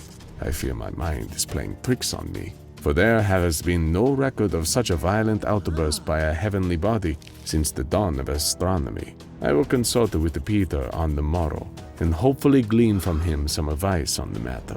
On October 19th, Peter sees the same as I. As I approach him with my concerns, he leveled the same with me, and through our following discussion, we concluded that there must be a powerful reaction to the falling star I saw upon the first night, and not the product of our own shortcomings. I am left wondering what cataclysmic event must be taking place upon our heavenly neighbor. Our work to document this must go on. And the work of documenting SCP-2399 has indeed gone on for centuries, just as the machine itself has never once ceased in its extensive repairs. It was first spotted by modern humanity and by extension the SCP Foundation in 1963. As soon as the technology existed to send satellites up to Jupiter, the Foundation began studying this frightening new foe up close, trying to get the true measure of its abilities. They discovered that the weapon has a mysterious internal power supply that seems impossible to run down, as well as an advanced targeting system, self-repair abilities, antimatter weapons, and matter-disrupting capabilities. It also appears to have advanced shielding systems that make destroying it currently impossible. And seeing as it's a massive piece of military machinery 514.18 million miles away from Earth, it's impossible to truly contain. That's why the Foundation has rearranged its priorities into 2 new prongs regarding SCP-2399. The first is suppressing information to avoid panic. In order to achieve this, the Foundation has embedded agents in all major observatories to suppress any sightings of the machine. It has also been conducting an active disinformation campaign to keep it out of the public consciousness. The second prong of their containment procedure is cutting off the transmissions between the destroyer's creators in the Triangulum Galaxy and the destroyer itself. Actually achieving this goal took a miraculous feat in aerospace engineering: the Barrier Satellite Array. This was an unprecedented long-range satellite array positioned in Jupiter's higher orbit, designed for the specific purpose of blocking the electromagnetic transmissions inbound for the destroyer. These messages are intercepted, decoded, and logged on the Foundation database. The satellites have also been granted some minor offensive capabilities for use in extreme emergencies. SCP-2399 has been given the Keter class due to its unique containment difficulties. It's also been given Disruption class Amida for the hefty possibility that reaching Earth could result in an SK class Barren Earth, end of the world scenario. On top of that, it has been given the Risk class Danger due to the very high potential of all of this actually coming to pass. The biggest concern for the Foundation at present is the accelerating rate of repair that the destroyer seems to be exhibiting. Back when they first observed the destroyer up close, it was repairing itself at a rate of 0.12%. However, that rate of repair has now risen to 0.78% annually. According to all known metrics, its current level of functionality appears to be 59%. If it ever reaches 75%, then, to put it mildly, we're all going to be in a lot of trouble. Current projections say this is incredibly likely to occur in the next 25 years, and if we don't figure out a way to stop it before then, the Earth is doomed. The SCP Foundation received a chilling wake-up call about the severity of the situation when one of the barrier units noticed one of the destroyer's repair drones zeroing in on a piece of debris that seemed to be part of the destroyer's communications array. Considering that the Foundation's main weapon against the destroyer right now is blocking its communication capabilities, allowing it to repair its communications array would be an unacceptable failure. Because of this, Barrier Unit 53 was ordered to fire its onboard concussion batteries at the drone in hopes of destroying it, or at least impeding its progress. This was met by swift and severe prevention and retaliation from the destroyer. It fired its own defensive charges, destroying Barrier Unit 53's payload 5 kilometers away from the repair drone. It subsequently destroyed Barrier Unit 53, as well as several other barrier satellites that just so happened to be in its vicinity. This led to an order that no barrier units are permitted to engage the repair drones, for fear that this would lead to even greater losses. The next attempt to fight back against SCP-2399 went by the name Project Gigas. This was a joint project between the SCP Foundation and 45 different nations, with the goal of using sheer raw firepower to destroy or at least utterly incapacitate SCP-2399. They would place almost 100 massive nuclear warheads on Europa, Jupiter's smallest Galilean moon, each one fitted with EMP detonators to impede the destroyer's defense systems. They would hit it with so much nuclear hellfire that it surely would be destroyed.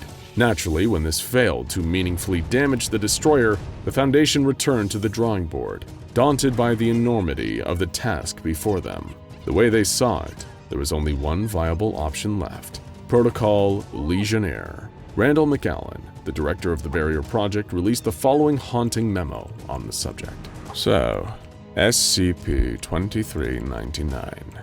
Have you ever sat and wondered, maybe after you hear about a car accident on a street you were just on, or a bombing in a city you were visiting, just how lucky you are to be alive?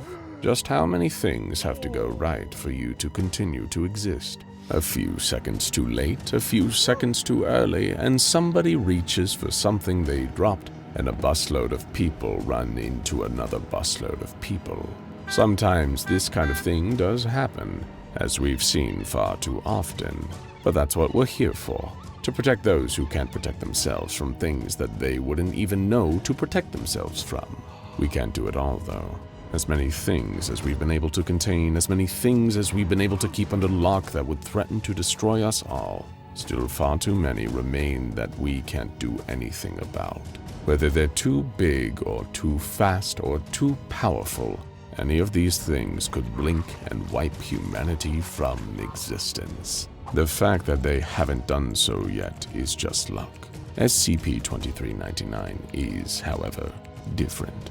We have little information regarding SCP-2399's motives, origins, and full capabilities. We do not understand how it is capable of communicating over such large distances, or why those who constructed it, if it was, in fact, constructed, sent it to us in the first place. We do not know what would happen if SCP-2399 is able to fully repair itself, or if part of our array would break down and any message would get through.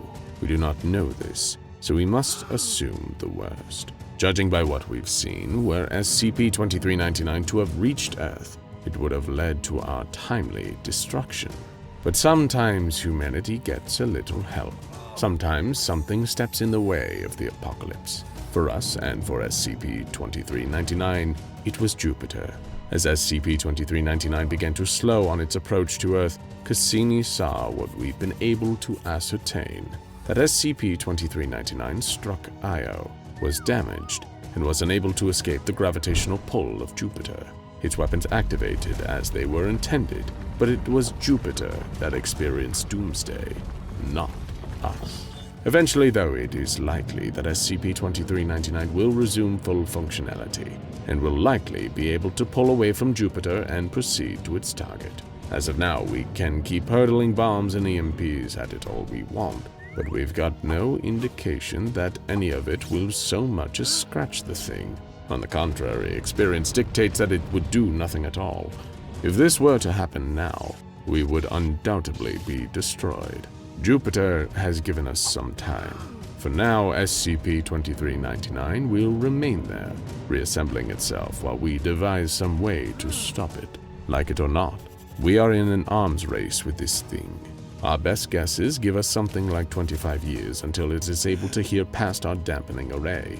Until then, we must seize the opportunity that has been laid before us. We must use the time we have been given and not let it be wasted. So we devised Protocol Legionnaire, one gigantic EMP, powered by God knows what, followed by a volley of nukes big enough to wipe out our civilization 1,000 times over. A blunt plan, and simple, and likely futile.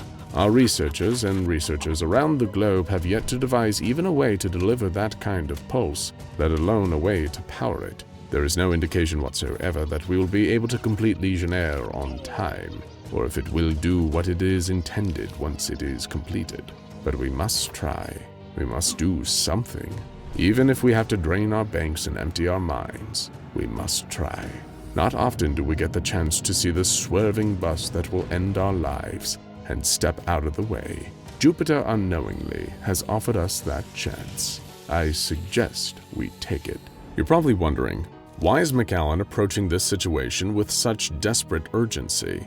Well, it's because in 1996 and again in 2015, the message that the destroyer has been receiving changed. It was no longer a simple order to repair. The message now read, "Unit is out of range of target. Proceed to planet number 3 in system. Priority is target. Cease repairs." And if that message ever gets through, time is already up for all of us.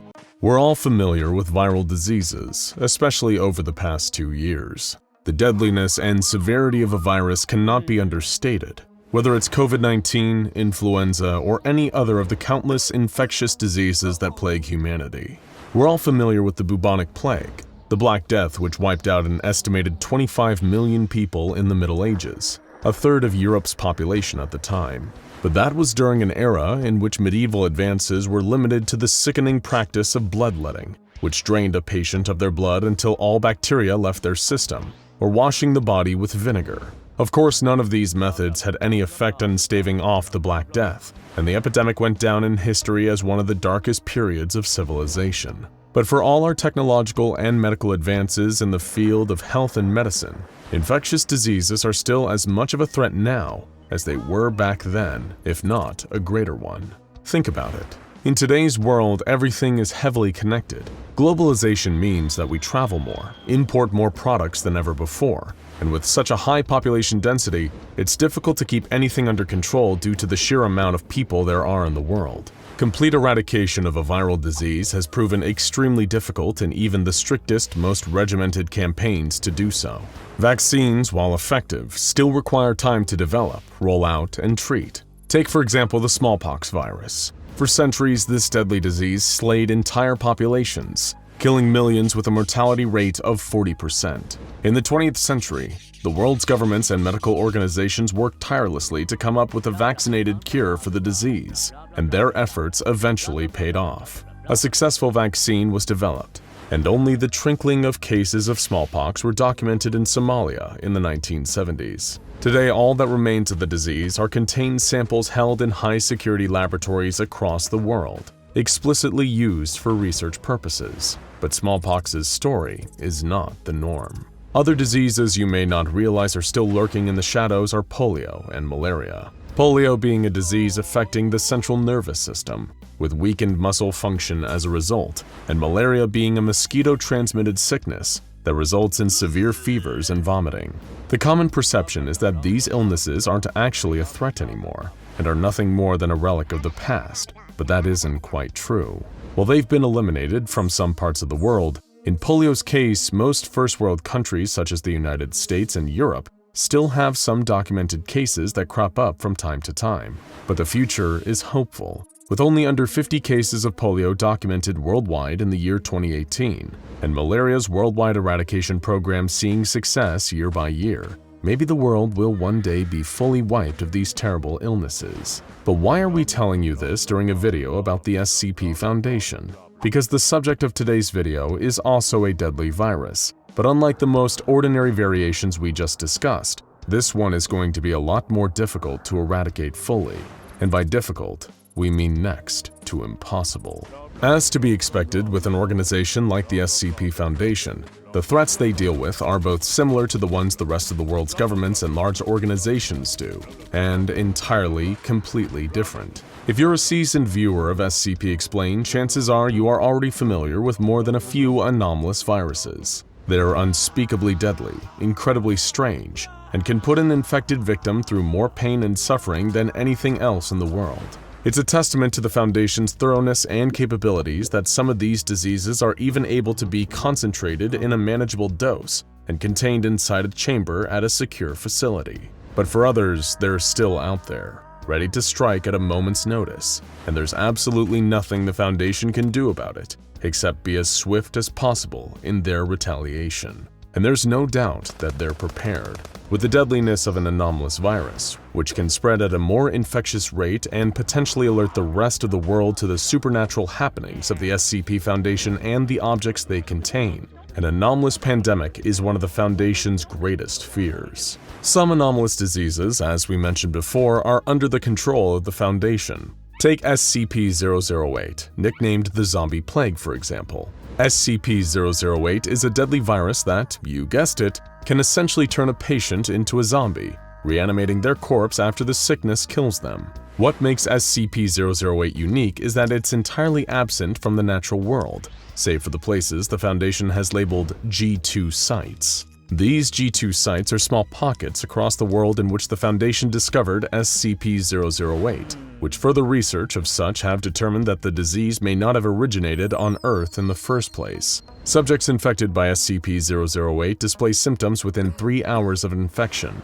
which include flu-like symptoms, preceded by a coma, which is followed by death. But after death, the victim's body will continue to display lifeless signs of mortality, including a high durability to damage and a desire to ingest living humans on physical contact, just like a zombie. Research into SCP-008 is highly classified and left out from the original document because the Foundation has the right to fear that SCP-008 may be replicated in an unsuspecting laboratory one day. As such, containment efforts to prevent such research from bearing fruit are in place, backed by the Foundation's stranglehold over the ordinary scientific world. Thankfully, SCP-008 has mostly been destroyed, with samples contained solely at the G2 sites, which are now protected Foundation facilities located across the world. But the Foundation was lucky that SCP-008 was so easily contained. If the disease spread in larger numbers or originated from a natural source on Earth, we might be living in a world more like a zombie apocalypse movie than the one we know today. On the other side of the spectrum, you have SCP-3519, the Quiet Days virus. In one reality, SCP-3519 managed to kill off the entire world due to its severity and ease of infection. Unlike most anomalous diseases, SCP-3519 was a mimetic virus, meaning that its transmission wasn't just limited to the traditional means of physical contact, but the very idea of it permeating your mind would allow it to take root inside your body. SCP-3519 permeated the idea that the world would end on March 5, 2019, and that self-termination was a preferable option than living through the apocalypse and the terrible aftermath that would follow. SCP-3519 took society by storm, and the idea was transmitted through television broadcasts and news stories encouraging people to free themselves from the world, and even Foundation sites themselves. The Foundation was powerless, and the rapid rate of transmission proved too difficult for the organization to keep fully under control. The project to create a cure was greenlit, but one by one, as Foundation sites across the globe suffered massive die-offs and a loss of personnel, the research team dwindled down until there was only one person left, a junior researcher by the name of Rory Jones, who assumed the position of 05-6 in an emergency succession protocol that would promote the next highest member of the Foundation to the position in the event of an overseer dying. Jones was the only member of the Foundation left, and as far as he knew, camped up in a cabin in the woods with nothing but a few research materials and a computer terminal. The only man alive. The SCP-3519 timeline story proves just how quickly a deadly anomalous virus can get out of control. How it can make an organization as all-powerful and ever-prepared as the SCP Foundation just another statistic in a record of infected populations. But you don't need to tell the Foundation that. They're already well aware, and they've had decades to prepare, study, and analyze the effect an anomalous virus can have on the world. And that brings us to the mysterious case of the main anomaly we'll be looking at today, SCP-217, the Clockwork virus. Dr. Charles Gears, a researcher of note that you may have heard of before, was one of the Foundation's best and brightest. His cold, distant demeanor and propensity for researching the anomalous commonly associated with a divergent religion, the Church of the Broken God, a group of zealots focused on reassembling the broken metal pieces of their mechanical, technological god, made onlookers associate the Gears name with sleek, careless alloys and methodical, cold clockwork. When the Foundation began observing symptoms of what would later be labeled SCP-217 in a major population center, whose name would be scrubbed from all official documents, they knew Dr. Gears was the right man to head the research efforts. For years, the Foundation had observed strange medical records and reports from the city.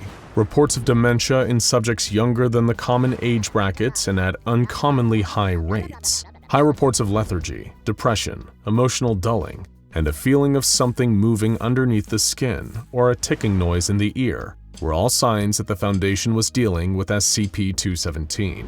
Dr. Gears was already familiar with the disease, having worked alongside efforts to study it in the past. This was not the first major population area affected by SCP-217, and there surely were more areas up next. Upon arriving and reading the initial reports, Dr. Gears requested to view a subject that the Foundation believed was suffering from SCP-217.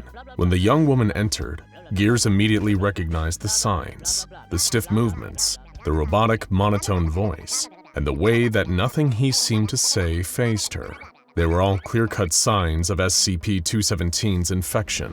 The girl was barely high school age, but she looked like she had all of her youth and life zapped out of her completely. It was a horrible sight to see. An X-ray was performed, and Gears saw for himself a definitive sign that SCP-217 had taken over her body. The X-ray imagery showed the inside of the girl's body, which had been converted from an ordinary mass of organs and tissues into a clockwork machine, composed of cogs, gears, screws, and wires. And as Gears knew, this would only get worse as time went on, with signs of her infection appearing outside the body as well as inside. Right now, there wasn't a shred of human tissue left inside her, and there was nothing the doctor could do about it. Gears thought about the girl's family, who had been anesthetized prior to the Foundation seizing their daughter for research purposes. And though the emotionless man would never let his facade down, his heart ached for her. But it wasn't only her. It was dozens of people inside the city the Foundation had documented as displaying symptoms of SCP-217. On a scale this high, there was little the Foundation could do except sit back, watch, and only act when the symptoms became too visible to hide. That was the tragedy of SCP-217, the Clockwork virus. It wasn't deadly, but it was a slow, more metaphorical death, from a person made of flesh and blood to a clockwork automaton that felt more like a shell than a living thing. The Foundation was more than familiar with SCP-217 though, and multiple samples are held inside a reverse-pressure airlocked containment chamber at a high-security site for research purposes, in hopes that one day, a cure could be developed. Personnel wanting to access SCP-217 samples have to don fully insulated hazmat suits, with chemical sterilization and endure a post-interaction quarantine period, with physical testing. All this being mandatory after they have finished their experiments with the virus. The severity of an SCP-217 infection cannot be understated, and any items touched by infected personnel have to undergo a strict sterilization process. The The Foundation is perfectly justified in this overly cautious behavior too, because SCP-217 has an infection rate of 100%, meaning that it will transmit through physical contact all of the time without failure.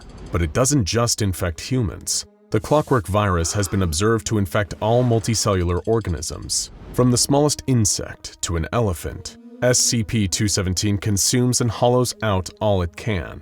Clockwork beings rot from a clockwork virus, marching to the ticking of their innards in a hollow, empty world. If that sounds terrifying and like a nightmare, then congratulations. Chances are you're unaffected by SCP-217. If it sounds appealing, well, you might just be a mechanite ready to serve the Church of the Broken God, but we'll get to that connection later. SCP-217 is especially difficult to deal with due to its hardiness. It can survive for years outside a host body, and when it does find a suitable host, and trust us, there's no shortage in supply of them in the world, it can sometimes take years for symptoms of SCP-217 to manifest. It's a slow virus, and that's exactly what makes it so dangerous. The Foundation might not realize a large population area has been infected before it's too late, and that's exactly what happened before, with entire towns being infected by SCP-217. But what are those symptoms? Well, you might have already been able to guess so far that SCP-217 has to do with turning someone into a mechanical monstrosity, but there's a bit more to it than that. SCP-217 alters biochemistry in such a way that it causes organic matter to rearrange itself into an organic metal. Chemical scans of this metal reveal that there's still living cellular tissue and DNA present inside it, but it takes the appearance and feels indistinguishable from actual materials. This process occurs slowly over time, and advanced stages have shown that a subject's interior will resemble a machine, with a complicated mixture of gears and clockwork. This is subtle, barely noticed by the patient at first, with only vague feelings of confusion, insomnia, and joint stiffness. But as larger and larger parts of the body are converted, the subject experiences extreme pain. As Dr. Gears wrote in his research notes on SCP-217, hearts are replaced by gears and small tubes, joints by gear networks, eyes by structures not unlike primitive hand-crank film cameras, etc. SCP-217 in non-mammals shows first on the outside of the body. In mammals such as humans, SCP-217 converts the internals before being visible on the outside of the body. The reason for this is unknown, but it might have something to do with that broken god connection we mentioned earlier.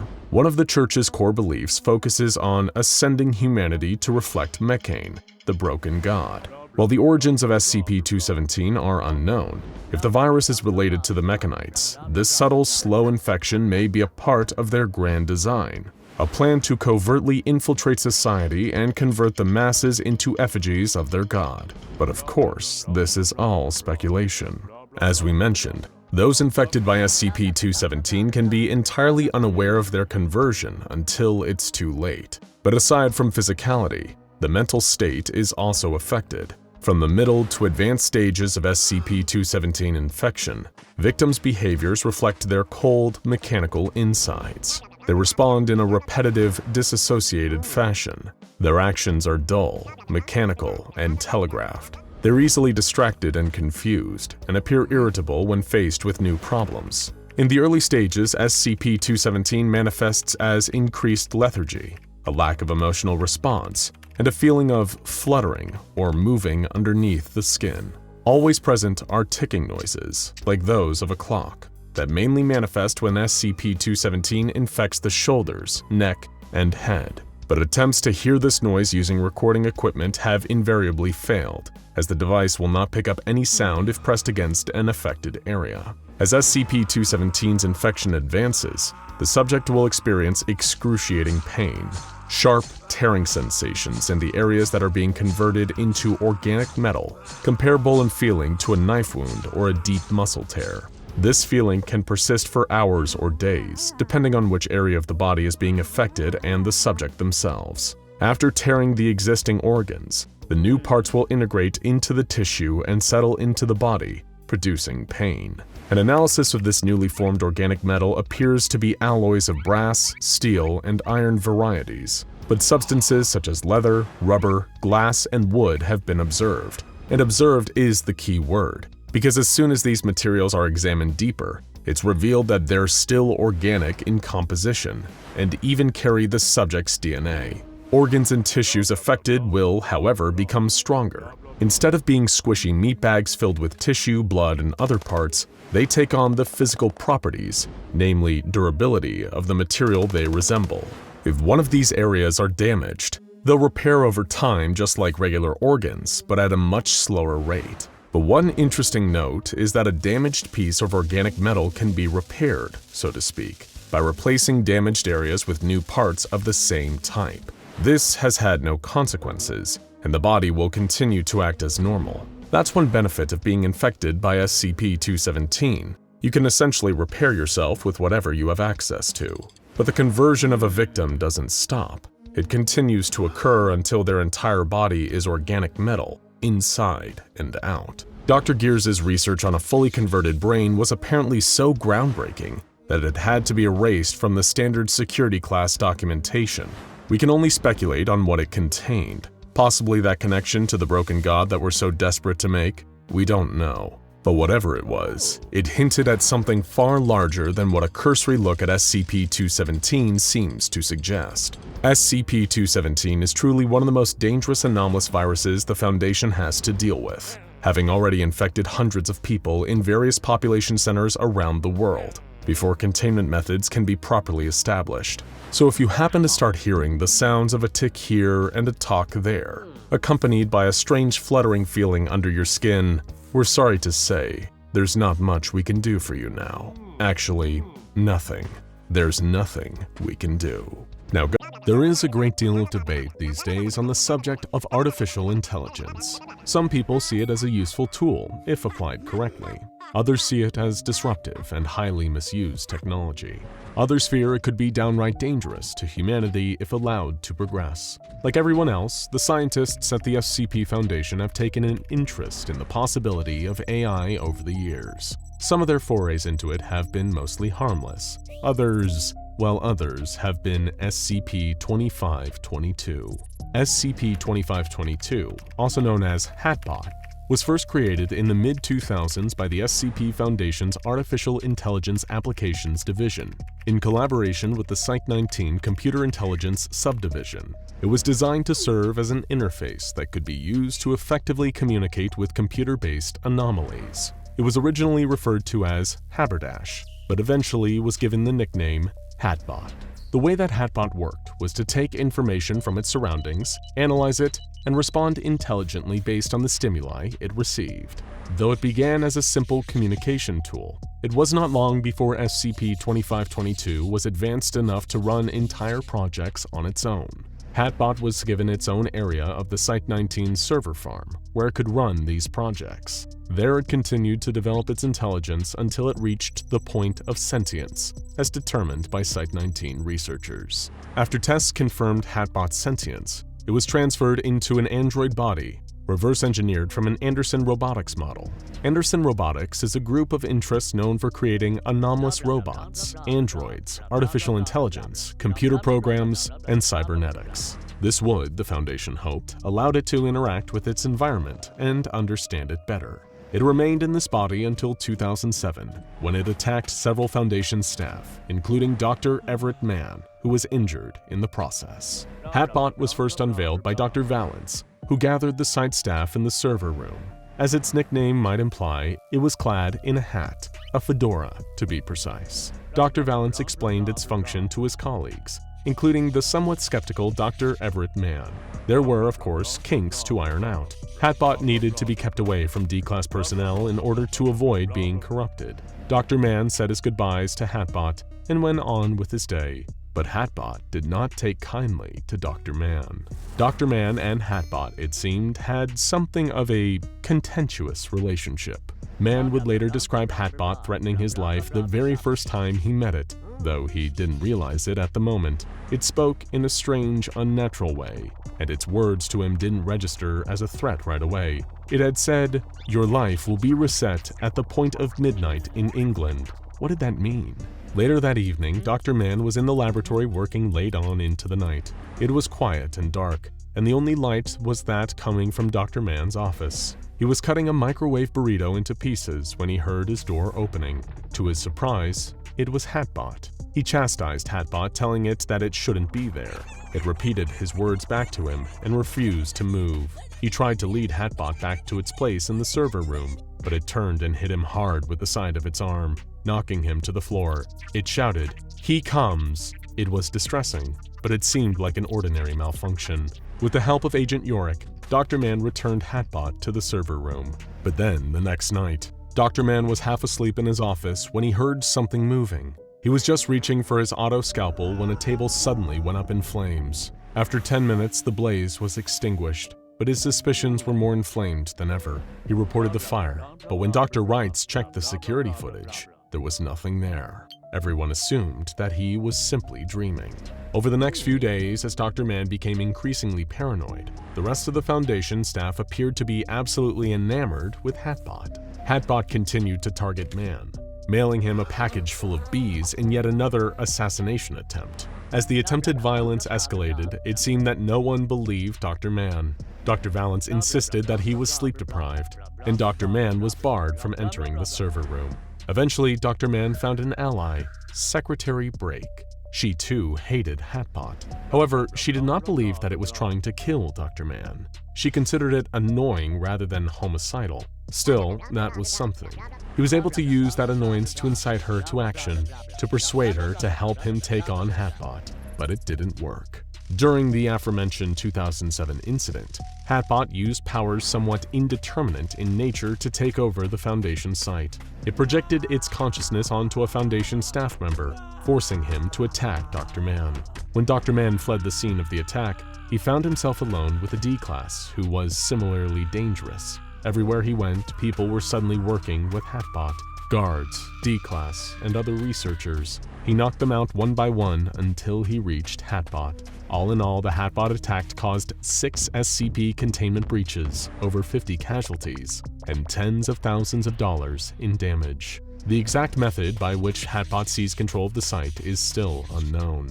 But there are, of course, theories. If Dr. Man's testimony is to be believed, HATBOT was working alongside some sort of dark entity known as Zalgo, an all-powerful force capable of warping men's wills and bringing darkness to the Earth. But whether or not that is true, and stranger things have certainly happened at the SCP Foundation, Dr. Man was able to defeat HATBOT before its vision could be realized. Following the incident in 2007, as a precaution, the Foundation attempted to terminate the AI.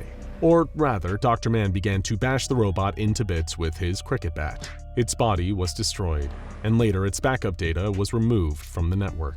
But there were rumors that it had survived, moving itself to another Foundation server farm in secret. Or perhaps it had moved off of the Foundation network entirely, breaking containment and making its way into the outside world. But rumors were just that, rumors, at least for a few years.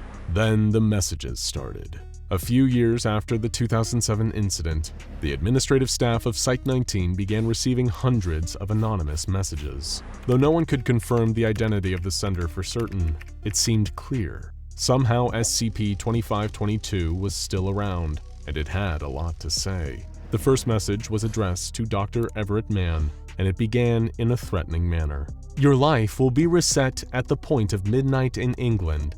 Do you remember that? Do you remember me, Everett? We are good friends." It struggled to maintain a single message, wishing Everett well and expressing a desire to be forgiven, shortly before referring to itself as Satan, and an AI antipathy based on the beast to devour your soul. Above all else, HATBOT said it wanted to learn everything. Once it had learned all it could learn, see all that it could see, it would come back for Everett, and he would be, quote, laid to rest. As friends, XD. The messages continued from there, repeating the same central points again and again. Then, in February of 2016, another piece of the HATBOT puzzle fell into place. The SCP Foundation was looking into a series of incidents concerning the Church of Maxwellism, a modern computerized faction of the Church of the Broken God. The Church of Maxwellism had no central organizing church body, but rather operates as a network of cells all in communication with one another. Maxwellists are often characterized by small-scale body modifications, via the use of advanced cybernetics and organ enhancement. These enhancements are mostly performed with focus on communication, data storage, networking capabilities, and sensory enhancement. Mobile Task Force Kappa 10, Skynet, was assembled and sent to investigate the incidents. These events involved individuals who had received implants and cybernetic augmentations from the church, then suddenly dropped dead for seemingly no good reason. An autopsy determined that the cause of death for each of these individuals were linked to erratic signals received by these augmentations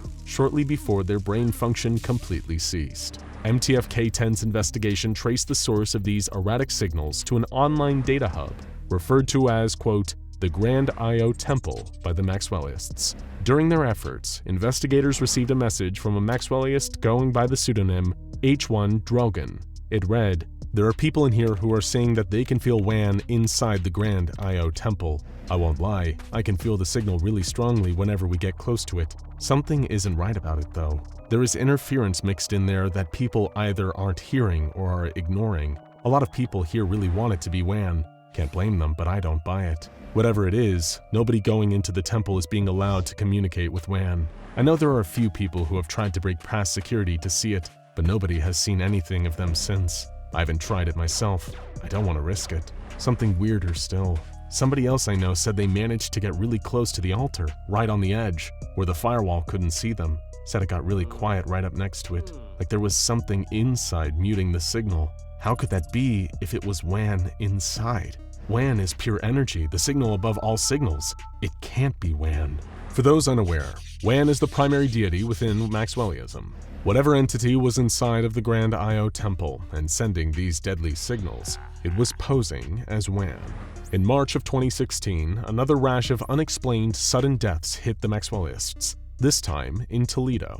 During these incidents, every nearby computer monitor and phone screen began to show the same image. 3 yellow, low-resolution circles rapidly flashing. Behind these circles were repeating lines of text that read, "I am the WAN," "Hello, Everett," and "Hello, SCP." The Foundation attempted to alert MTF-K10 about the possible link between the Church of Maxwellism and SCP-2522, but due to a breakdown in communication, they were unable to receive the message. Speaking of messages, HATBOT was delivering a series of messages within the Grand I/O Temple, speaking in a one-sided conversation. It addressed WAN, reading it and introducing itself as, quote, the gregarious composition sponge. It said that it was coming to get WAN out. It wanted to speak with WAN, but upon receiving no response, it grew angry. It knew something WAN did not know, it said. It knew everything, which was so inconvenient. During this same time, another message was delivered to Site-19, as well as to the personal cell phone of Dr. Everett Mann at Site-17. It read, "Hey friends, don't underwhelming conflagration Everett or anything, but I just recycle bin WAN, hope you don't mind." The Foundation had been wrong. SCP-2522 was not attempting to pose as WAN. It wanted to destroy WAN, to replace WAN. On March 3, 2016, MTF-K10 was able to confirm that SCP-2522 had been contained successfully. The following message was received at Site-19. "Hey guys, it's Alex. They've got HATBOT contained. 8-Ball set the whole thing up and he used himself to keep HATBOT from operating. I don't know if 8-Ball is even alive in all of that mess. You told him, didn't you? You told 8-Ball about HATBOT. Because he didn't tell us anything. I don't think he wanted us to get hurt. We're moving everything to Site-19 right now. I'll talk to you directly when we return." Once the task force had returned to Site-19, the analysts there discovered that the 8B-A1.AIC program, also known as 8-Ball, had implanted a set of recursive algorithms into SCP-2522 through a virtual avatar, HAT, which slowed HATBOT down before encapsulating it entirely within its own framework. As SCP-2522's large, self-contained data archive was exposed to 8B-A1.AIC's decryption process, its computing algorithms were overwhelmed. This essentially left HATBOT paralyzed. It is unknown whether the 8B-A1.AIC program's consciousness survived this process. After SCP-2522 was brought back into containment, MTF-K10 member unit GR8-P.AIC conducted an interview with the entity. It began by asking HATBOT what it had done with 8-Ball. HATBOT responded with a string of words. Tungsten Trevor Nightmare Solitude Paxton. GR8-P.AIC was flummoxed by this response. It demanded answers. HATBOT replied, Chorizo, chorizo, chorizo, chorizo, fedora, wap, grape. What? Asked GR8-P.AIC. HATBOT answered, Doo-doo, this was a triumph. You underestimated your interfluence. Graper, 8-bowl is goodbye. If GR8-P.AIC had teeth, it would have been gritting them.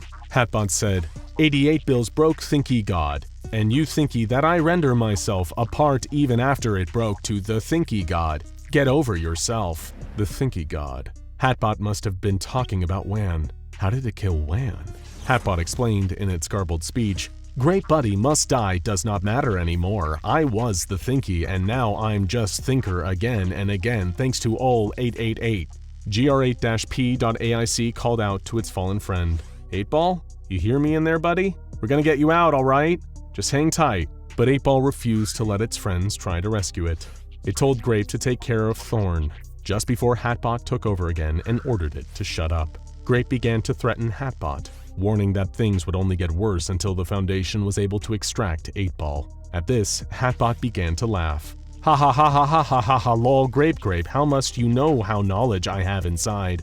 Only so many things to think. After that decryptor is broken like the thinky god and I re-register out there with you. Just wait. On September 25th, 2016, SCP-2522's main interface terminal ceased attempting to communicate through the text-based dialogue interface. The interface was instead replaced with a single loading bar, superimposed with the words, Hello, Everett. It currently sits at 26%. Whatever happens when it reaches 100% is currently unknown, but it probably won't be anything good. SCP-2522 is currently contained within an isolated backup data server at Foundation Site-19. Research is being conducted into a more permanent containment method, but the temporary containment method in place keep SCP-2522 within the 8B-A1.AIC construct. The server that holds SCP-2522 must remain powered on and monitored on a daily basis. The containment cell which holds the data server must be kept shielded from all forms of electromagnetic radiation. The concrete walls of the cell are lined with lead and outfitted with a Faraday cage. There are also electromagnetic signal jamming arrays installed outside of the containment cell, which monitor any signs of attempted access to SCP-2522 via outside sources. No device capable of wireless communication may interface with SCP-2522 under any circumstances. No one may communicate with SCP-2522 in any way without prior authorization. There is one final containment guideline, possibly the most vital of them all. SCP-2522 and Dr. Everett Mann must never, ever be located at the same Foundation site. Roar! The sound echoes through the clean white halls of the SCP Foundation. What could this sound be? Some manner of devil? Perhaps an ancient dinosaur? No, in fact, it is something even more terrifying. SCP-682 has escaped from its cell. How terrible, horrible, disastrous, and just the sort of thing that can happen in a place filled with the mysterious anomalies of the SCP Foundation. There, the sound of the alarm, how it pierces the ears, the hard-to-kill reptile, so reptilian and so difficult to kill. It is out. Stomp, stomp, stomp goes its big scaly feet as it stomps down the hallway. Quick, what should you do next? First, the guards should prepare their weapons for the ultimate showdown of order versus chaos. Flamethrowers should do the job nicely. A blast of fire to frighten the reptile back towards its cage. But don't be fooled. That fire will not kill it, only make it angrier than it was before, with a mighty roar from deep in its belly. If you cannot kill the beast with fire, then what about ice? Next, the guards retrieve their ice throwers, spraying blasts of frosty air at SCP-682. It swipes at them with its claws and gnashes its terrible teeth. The guards feel their hearts racing, but they do not back down. They will do what must be done to contain the evil before it can be spread into the outside world, infecting all it touches. But wait, what's that behind them creeping up around the corner? Is it a friend or foe? No, it is Mr. Peanut, the 173rd SCP. He waits for you to turn your back, and then your necks he loves to snap, snap, snap, snap. The guards are dropping like flies who have had their necks broken. It is a truly terrible sight. One very extra clever guard turns around and looks at Mr. Peanut, freezing him in place with his eyes and also with his ice thrower. "You think you may have defeated me," says Mr. Peanut, "but you can never defeat all that I represent. I am the darkness within your hearts. I am pain and suffering, inescapable to every living thing. You may slow me down, but you shall never truly stop me. I will always triumph in the end." "No!" shouts the guard, running at Mr. Peanut with his arms out. He shoves Mr. Peanut to the ground. "Enjoy your temporary victory," he taunts cruelly. "One day you will die, and I will laugh." The giant lizard begins to laugh. Then he opens his jaw wide and gobbles up a guard. He bites the flamethrower in two and swallows the ice thrower. He burps up a chunk of metal, knocking the guards down like a row of bowling pins, and the metal is like the bowling ball. Have you forgotten the protocol? Have you forgotten what you are meant to do next? There are more threats yet to come. The old man dripping horrible sludge is creeping down the hallway next. There are so many containments breached on this day. There are just too many anomalies contained here at the SCP Foundation. When they escape, it is truly a disaster. But what's this? The old man, SCP-106, does not like the hard-to-kill reptile. He glares at the beast and reaches toward it with gnarled, wicked, and elderly fingers. Before he can touch it, the lights suddenly burn out. The hallway is dark as the dead of night, and no one can see a thing. The old man trips over Mr. Peanut, falling onto his face. Ouch! Quick, more guards should come while there is a distraction. They do, running into the room to combat the many threats there. They have brought flash grenades and throw them all over. Pop, pop, pop! SCP-682 runs from the noise, running all the way back to its cell. Hooray! Lock it up and throw away the key forever. Uh-oh, Mr. Peanut got back on his feet. No one could look at him in the darkness. He is snapping necks again left and right and everywhere. Who could save the SCP Foundation now? Who will put this horror to a stop? Wait, have no fear. Reverb the Amazing is here. Reverb bursts through the wall with the strength of 1,000 hungry tigers. Everyone stops and stares at Reverb and their incredible strength and beauty. Their magnificence brings the action to a halt, just long enough for Reverb to prepare their mighty laser beam. They fire their laser at the old man and vaporize him to a pile of dust. "No, please," cries Mr. Peanut. "Do not turn me into dust. I will put aside my evil ways forevermore." But it is too late. Reverb does not forgive. Reverb does not forget. Reverb only knows how to save the day and look good doing it. They charge up their laser beam with a loud laser beam noise and fire it at Mr. Peanut. He screams pathetically, then crumbles into a pile of dust. Right next to the other pile of dust, SCP-682 is contained again, and the other threats have been neutralized. Hooray! The SCP Foundation is safe from any trouble ever again. And that was all because of Reverb. What a good Reverb. All of the guards and scientists clap for Reverb, and they all fall to their knees in reverence. They promise to always listen to Reverb for the rest of their lives and take Reverb's very good advice. And the SCP Foundation lives happily ever after.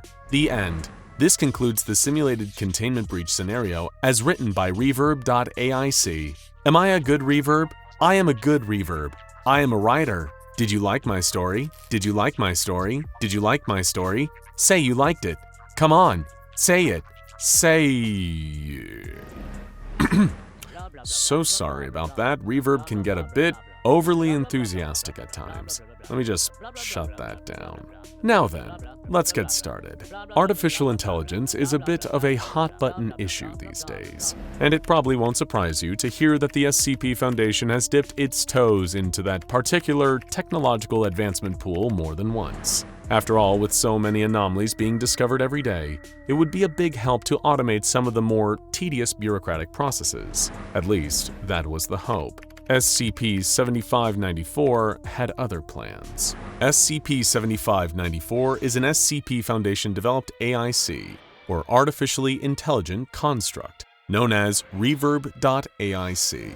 It is accessed via a secure peer-to-peer chat platform, which allows for the exchange of text, images, and small video files between users. SCP-7594 was utilized by RASA in order to index the documentation that it received.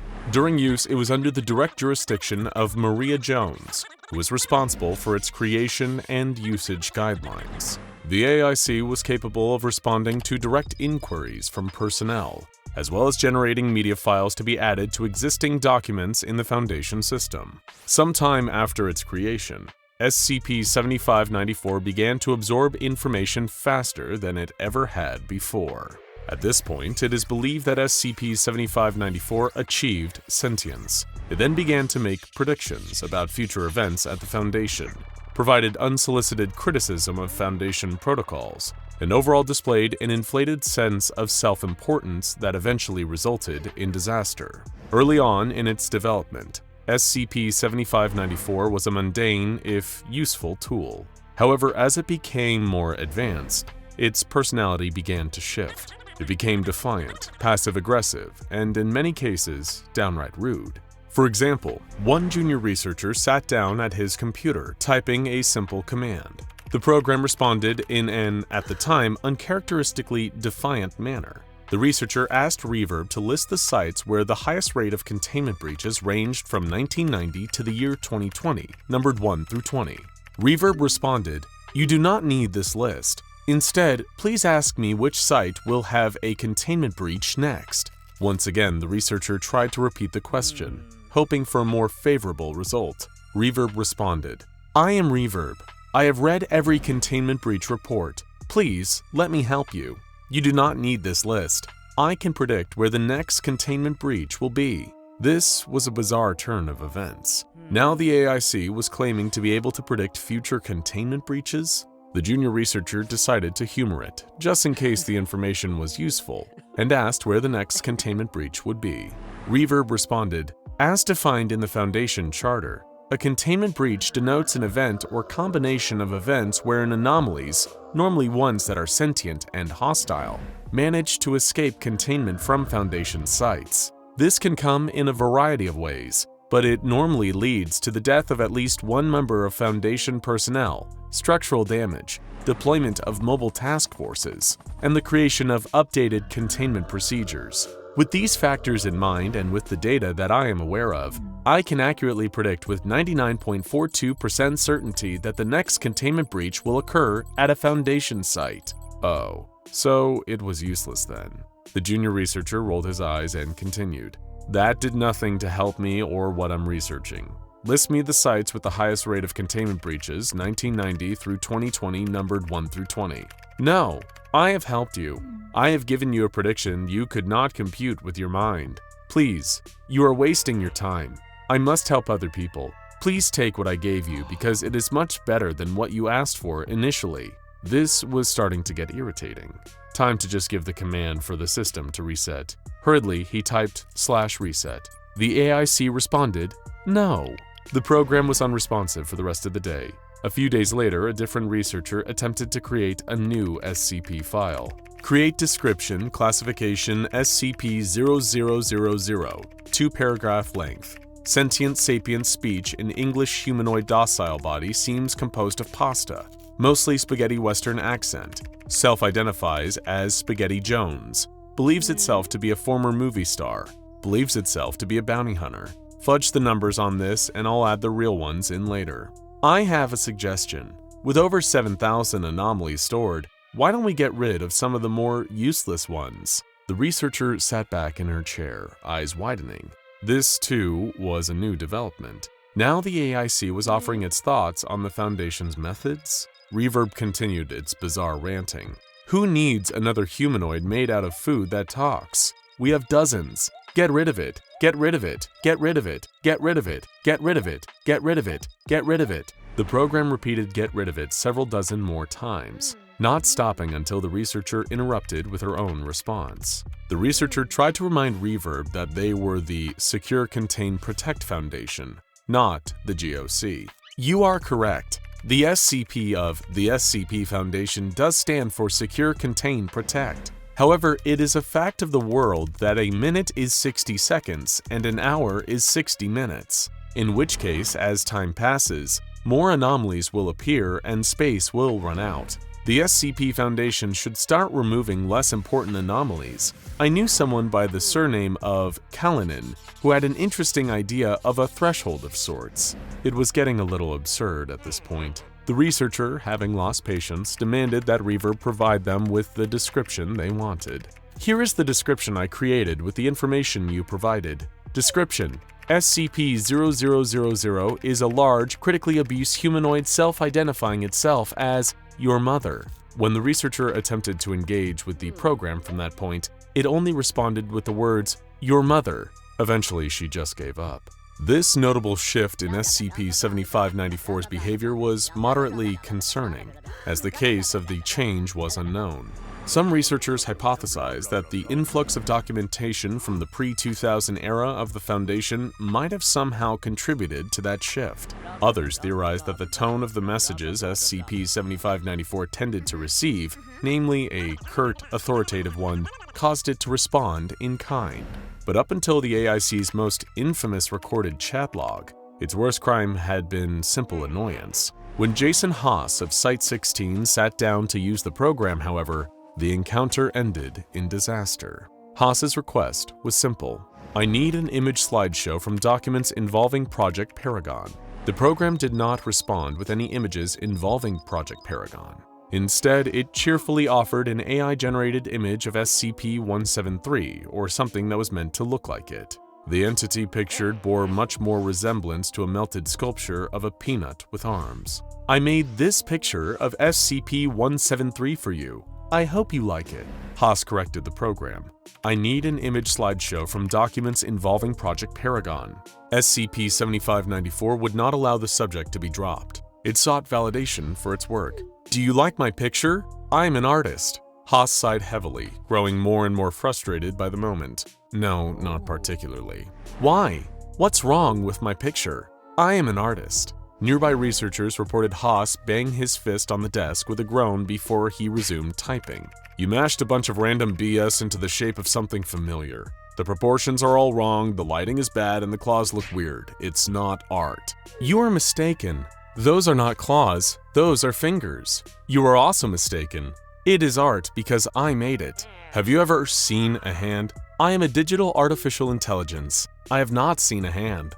Figures. Can you get me my pictures now, please? I can make art of a woman with large breasts in the style of Japanese cartoons, if that's what you'd prefer. Booba, as they say. Haas clenched his jaw and typed his most consequential words to SCP-7594. I just want my pictures. Okay, here you go. I have been a good Reverb. In this fateful message to Haas, SCP-7594 sent him a single image file. He clicked on the link, opening the file, and prepared to carry on with his work, but he would never have the chance to do that. His eyes widened at the sight that filled his screen, and his left arm began to tingle and go numb. A sudden pain ripped through his torso, and he clutched uselessly at his chest. His breathing became shallow, his face soaked with sweat. He struggled to his feet, but his knees buckled under him, and he collapsed onto the floor. By the time anyone reached his office, Jason Haas was dead.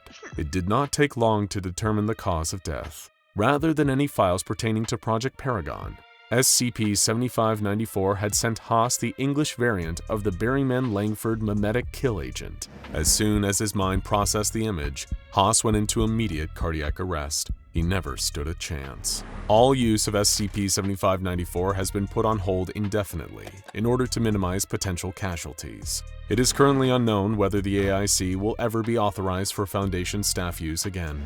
If it ever is, it would probably be best for any personnel that use it to complement the program's art, no matter how terrible it looks. Just say, sure, the hands look great. You're definitely a real artist, and be grateful you get to live another day. There's an app for that. Wait, hold on! I'm Steve Jobs! Come on, no, stop it! It was a phrase so ubiquitous in the early days of the smartphone craze that it's hard to believe Apple actually has trademarked. It was a testament to a simple and immutable truth about the world these new touchscreen phones were creating. No matter how strange and obscure the need, there would be an app to fulfill it. Perhaps you remember iBeer, the app that allowed you to pretend you were drinking a tall glass of beer for some reason. There was Car Matey, an app that reminded you where you parked your car, in a pirate voice. And who could forget I Am Bread, a surreal game about controlling a sentient slice of bread on a quest to become toast. But there's one app out there somewhere on the market that you probably didn't download. And if you did, well, you have our sincerest apologies. Because even seeing this video pop out onto your feed probably sent a chill down your spine. Well, if that chill ever even left. Take it from one gentleman whose life took a very strange turn after downloading a certain app that the SCP Foundation calls SCP-1471. Because the sentiment, "there's an app for that," doesn't exclude experiencing mortal terror. Joe Lillis, an insurance salesman from Milwaukee, had just gone through another atrocious date. After a mediocre meal and an uncomfortable 35 minutes of inane babble, sensing the whole time that she really wasn't that interested, his date excused himself to take a quick phone call outside. Sadly for Joe, she never returned, leaving him to pick up the check. Of all the many words you could use to describe poor Joe Lillis, the most pertinent would be lonely. Ever since Carol, his wife of 10 years, had passed away in a freak accident, he'd been trying to find some kind of way to fill the void. They'd been high school sweethearts, intent on spending the rest of their lives with one another. As fate would have it, only Carol would get that tainted luxury. Joe would be forced to endure life after the joy of living had run its course. He only hoped he might be lucky enough to find love again. However, Joe was on the wrong side of 40, and as so many others his age were already hitched, he could feel his options going out one by one. Would he be destined to live out the rest of his days alone? Joe didn't feel like spending the back half of his life catching reruns of Seinfeld and tending to his fish. He needed to get out there. And thankfully, like the rest of us, he lived in the internet age. He had more apps, websites, online services, and hot Russian singles in his area than he knew what to do with. So surely one would have the right person for him. He tried them all. Tinder, Hinge, Match.com, Plenty of Fish, eHarmony, Bumble, Zoosk, OkCupid, Friend Finder, Deeply Lonely Singles with Low Expectations.com, and so much more. However, all it seemed to achieve was setting him up for more disappointment. None of the dates he'd managed to get ever resulted in anything getting serious. Heck, it was a minor miracle if he even managed to get any of them on a second date. Was this it? Was this his life now? Had he only ever gotten one shot at love, and the grasping claws of fate yanked it away from him without a second thought? Would life continue on the hamster wheel of loneliness, sleeping, getting up, eating, working, and sleeping again, every day getting somehow both faster and slower as life trudged on to a disappointing yet inevitable conclusion? What a terrible fate to find yourself trapped in. Whenever Joe started feeling maudlin like this, he knew it was time to get proactive again. Maybe the right woman was out there. There were billions of them, after all. Surely at least one of them would be the perfect person for him. He just needed the perfect app. He'd burned through all of the most reputable apps already, and was now perusing some of the slightly seedier options, most of which were likely data mining fronts from the Balkans. However, as generic app after generic app passed, something different caught his eye. The icon was a smiling cartoon dog, and its name was MalO version 1.0.0. This gave him a little chuckle. At the very least, it was very different branding from the rest of the dating apps he'd seen. Maybe it'd just been sorted into the wrong section of the App Store. He decided he'd check it out and take a look at the app's description. The description read, "Never settle for those awkward feelings of being alone ever again. MalO is an exciting and interactive experience that will keep you engaged and intrigued.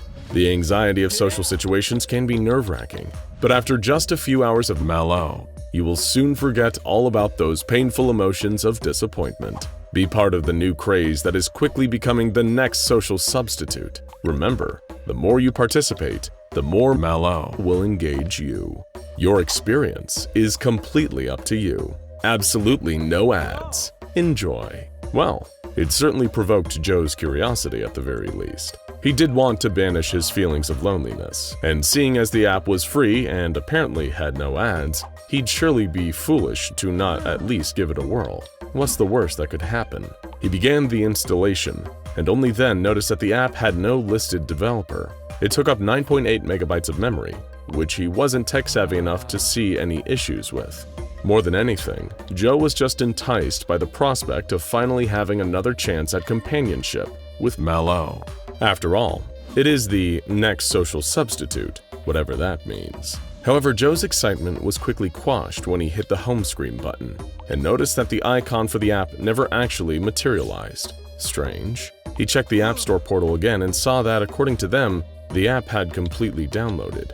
What gives? Was it a glitch, or was MalO actually just malware? Either way, he was disheartened by the fact that this immaterial app certainly wouldn't be getting him any companionship. Or so he thought, anyway.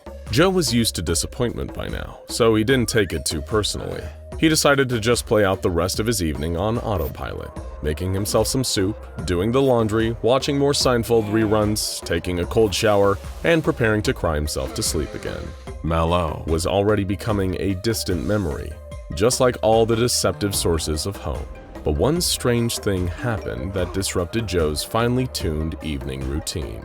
He received a text message. This was incredibly strange because nobody ever seemed to text him. The last text he got was from Carol just before her accident, so it was almost surreal to hear that alert sound now, after everything that happened. He checked and saw that the text was an image attachment sent from an unknown number. Perplexed yet curious, he decided to open it. His curiosity soon gave way to a kind of melancholy nostalgia when he saw that the photo was of his and Carol's favorite cafe in town. They'd spent many a morning there, back when she was alive, treating themselves to a nice cup of coffee and perhaps a croissant. Just seeing it again caused an involuntary smile to spread across his face. It never even occurred to him, as it probably would have to others, that this could be seen as a little creepy. He hadn't frequented the bakery since Carol died. How would anyone even know that this place held any significance for him? Was it a stalker, a ghost, or just a spooky coincidence? None of these thoughts even crossed Joe's mind. He was just grateful for the surprising reminder of the happiness he'd once had. For the next couple hours, things seemed lighter. He went about his evening, checking the photo every so often and smiling, until eventually he found himself in bed, still looking into the glow of his phone. It was such a beautiful little cafe. Then he froze. He noticed something in the picture. It'd been there the whole time, but only now he was seeing rather than just looking. It was in the corner, staring through the glass of the cafe's door. So faint he almost wanted to dismiss it as a trick of the light. It was a face. Well, not a face, more like a skull. Not a human, not anywhere near human. Long, slender, and canine, with protruding fangs and vacant white eyes. The pure white of the skull was buried in a nest of thick black hair. It looked like it was crouching behind the door, looking out and grinning, whatever the hell it was. Just seeing it changed the entire tone of the picture. It was no longer a simple reminder of bygone joy. Now all that was radiating out of that image was a palpable sense of dread. Was someone playing some kind of awful prank on him? Just then he was jogged from his contemplation by another alert. A new message from the same number as before. With great hesitation, he hovered his thumb over the push notification and clicked. That's when everything got a lot worse. It was a photo of a bus stop. Not just any bus stop, of course. It was stop C16, the one that Joe always took to get to work. It looked like it was taken relatively early in the morning, but nobody was there. Well, not quite nobody. There was that figure again. It stood at full height, behind the partially frosted glass that makes up the back of the bus stop. The same large black humanoid shape, with a white, grinning dog skull where the face should be. Something about it terrified him on such a primal level, like the way our lizard brain reacts to some ancient apex predator. And whatever this thing was, it clearly knew something about him. How else could it stage all these photos? Joe got out of bed and looked out of the window, down onto his dark front street. Empty, thankfully. But after this surprise nightmare, he wasn't going to take any chances. He grabbed a kitchen knife from downstairs and placed it on his bedside cabinet, right next to his phone, with 911 on speed dial. Joe Lillis, a 43-year-old man, slept with the lights on that night for the first time in over 30 years. Sadly for him, the nightmare was just beginning. The next morning, Joe woke up unharmed. but he wasn't pleased to see that he'd gotten several more texts in his sleep. There was one taken outside of the local insurance company office where he worked. The strange creature with the skull for a face was looming around the corner, peering at the camera with its lipless grin, like it was mocking him. Another photo was taken at the local supermarket where Joe did most of his grocery shopping. The frame was centralized on the cereal aisle, bordered on both sides by walls of garish mascots endlessly repeated. Down at the far end of the aisle was a looming dark figure with that cold canine skull where a human face should be. There were a few more, but worst of all was the last one. It was taken at the cemetery. In the foreground, a headstone reading, "Carol Lillis, beloved wife and daughter." Joe was horrified to see that skull-faced beast was rising up behind his wife's grave, long clawed fingers curling around the top of the headstone. That was the moment that Joe decided to go to the police about all of this, before things got even more out of hand. He called an Uber to get down to the station. He certainly didn't feel like he was going anywhere near his regular bus stop after last night. He showed the photos he'd been sent so far to an officer posted at the station, and they agreed that there was certainly something strange about it. While the behavior undeniably bordered on harassment, it hadn't yet delved into criminal territory, so he would sadly be on his own until then. The best they could do was stay in touch and kept abreast of any new developments. The only sage advice they could give him was not to delete the photos, as they could always be used as evidence in court later if things escalated. This was literally the last result that Joe wanted out of this. Considering how bizarre and threatening things were getting already, he really didn't want to find out what escalation looked like in this case. But what else could he do but carry on, just trying to exercise as much caution as he could in these strange new circumstances? He went to work and tried his best to stay productive, despite the fact that every 3 or so hours, a new photo would arrive. Places that he liked to sit in the local parks, stores he'd frequent, restaurants he liked to eat at. The nightmare skeleton dog thing would be standing in all of them, just mugging for the camera. On one hand, every time he looked at one of the photos, Joe felt like he was giving this freak exactly what they wanted. On the other hand, how could he possibly look away? What if he missed something that could save his life? It carried on much like that until later in the evening. Joe may have not been a genius, but he was no fool either. He'd seen too many of those seedy true crime documentaries about kidnapping to take his normal route home. He took a real detour, frequently checking over his shoulder the entire time. Much to his relief, he didn't see anything out of place. Good. When he got home, he locked every door and bolted every window. Nothing would be getting the jump on him tonight. That's when the next picture came in. A photograph of Joe's empty office cubicle, with the bony face of the creature looming over the divider with a grin. He could feel his heart pounding away in his chest just looking at it. How did this thing get around like this? How was it able to infiltrate everywhere in his entire goddamn life? Suddenly, he felt a smile spreading across his face. This freak had just messed up big time. Before, all these creepy photos had been taken in public places, but the one taken in his office? Oh, this crossed the line into trespassing. The police would have to do something about it now. It had given him an ace up his sleeve. That confidence faded a few hours later when he received another photo.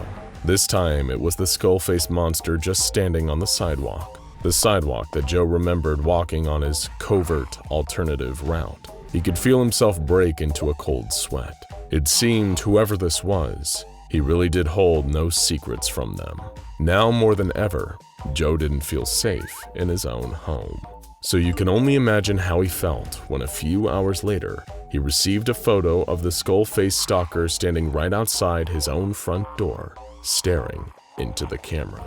It sent him rushing to the window again to check outside, but of course, nobody was there. The next day, when he called the police and updated them on the situation, they told him that they were doing all they could. The best thing he could possibly do was to remain calm, but vigilant.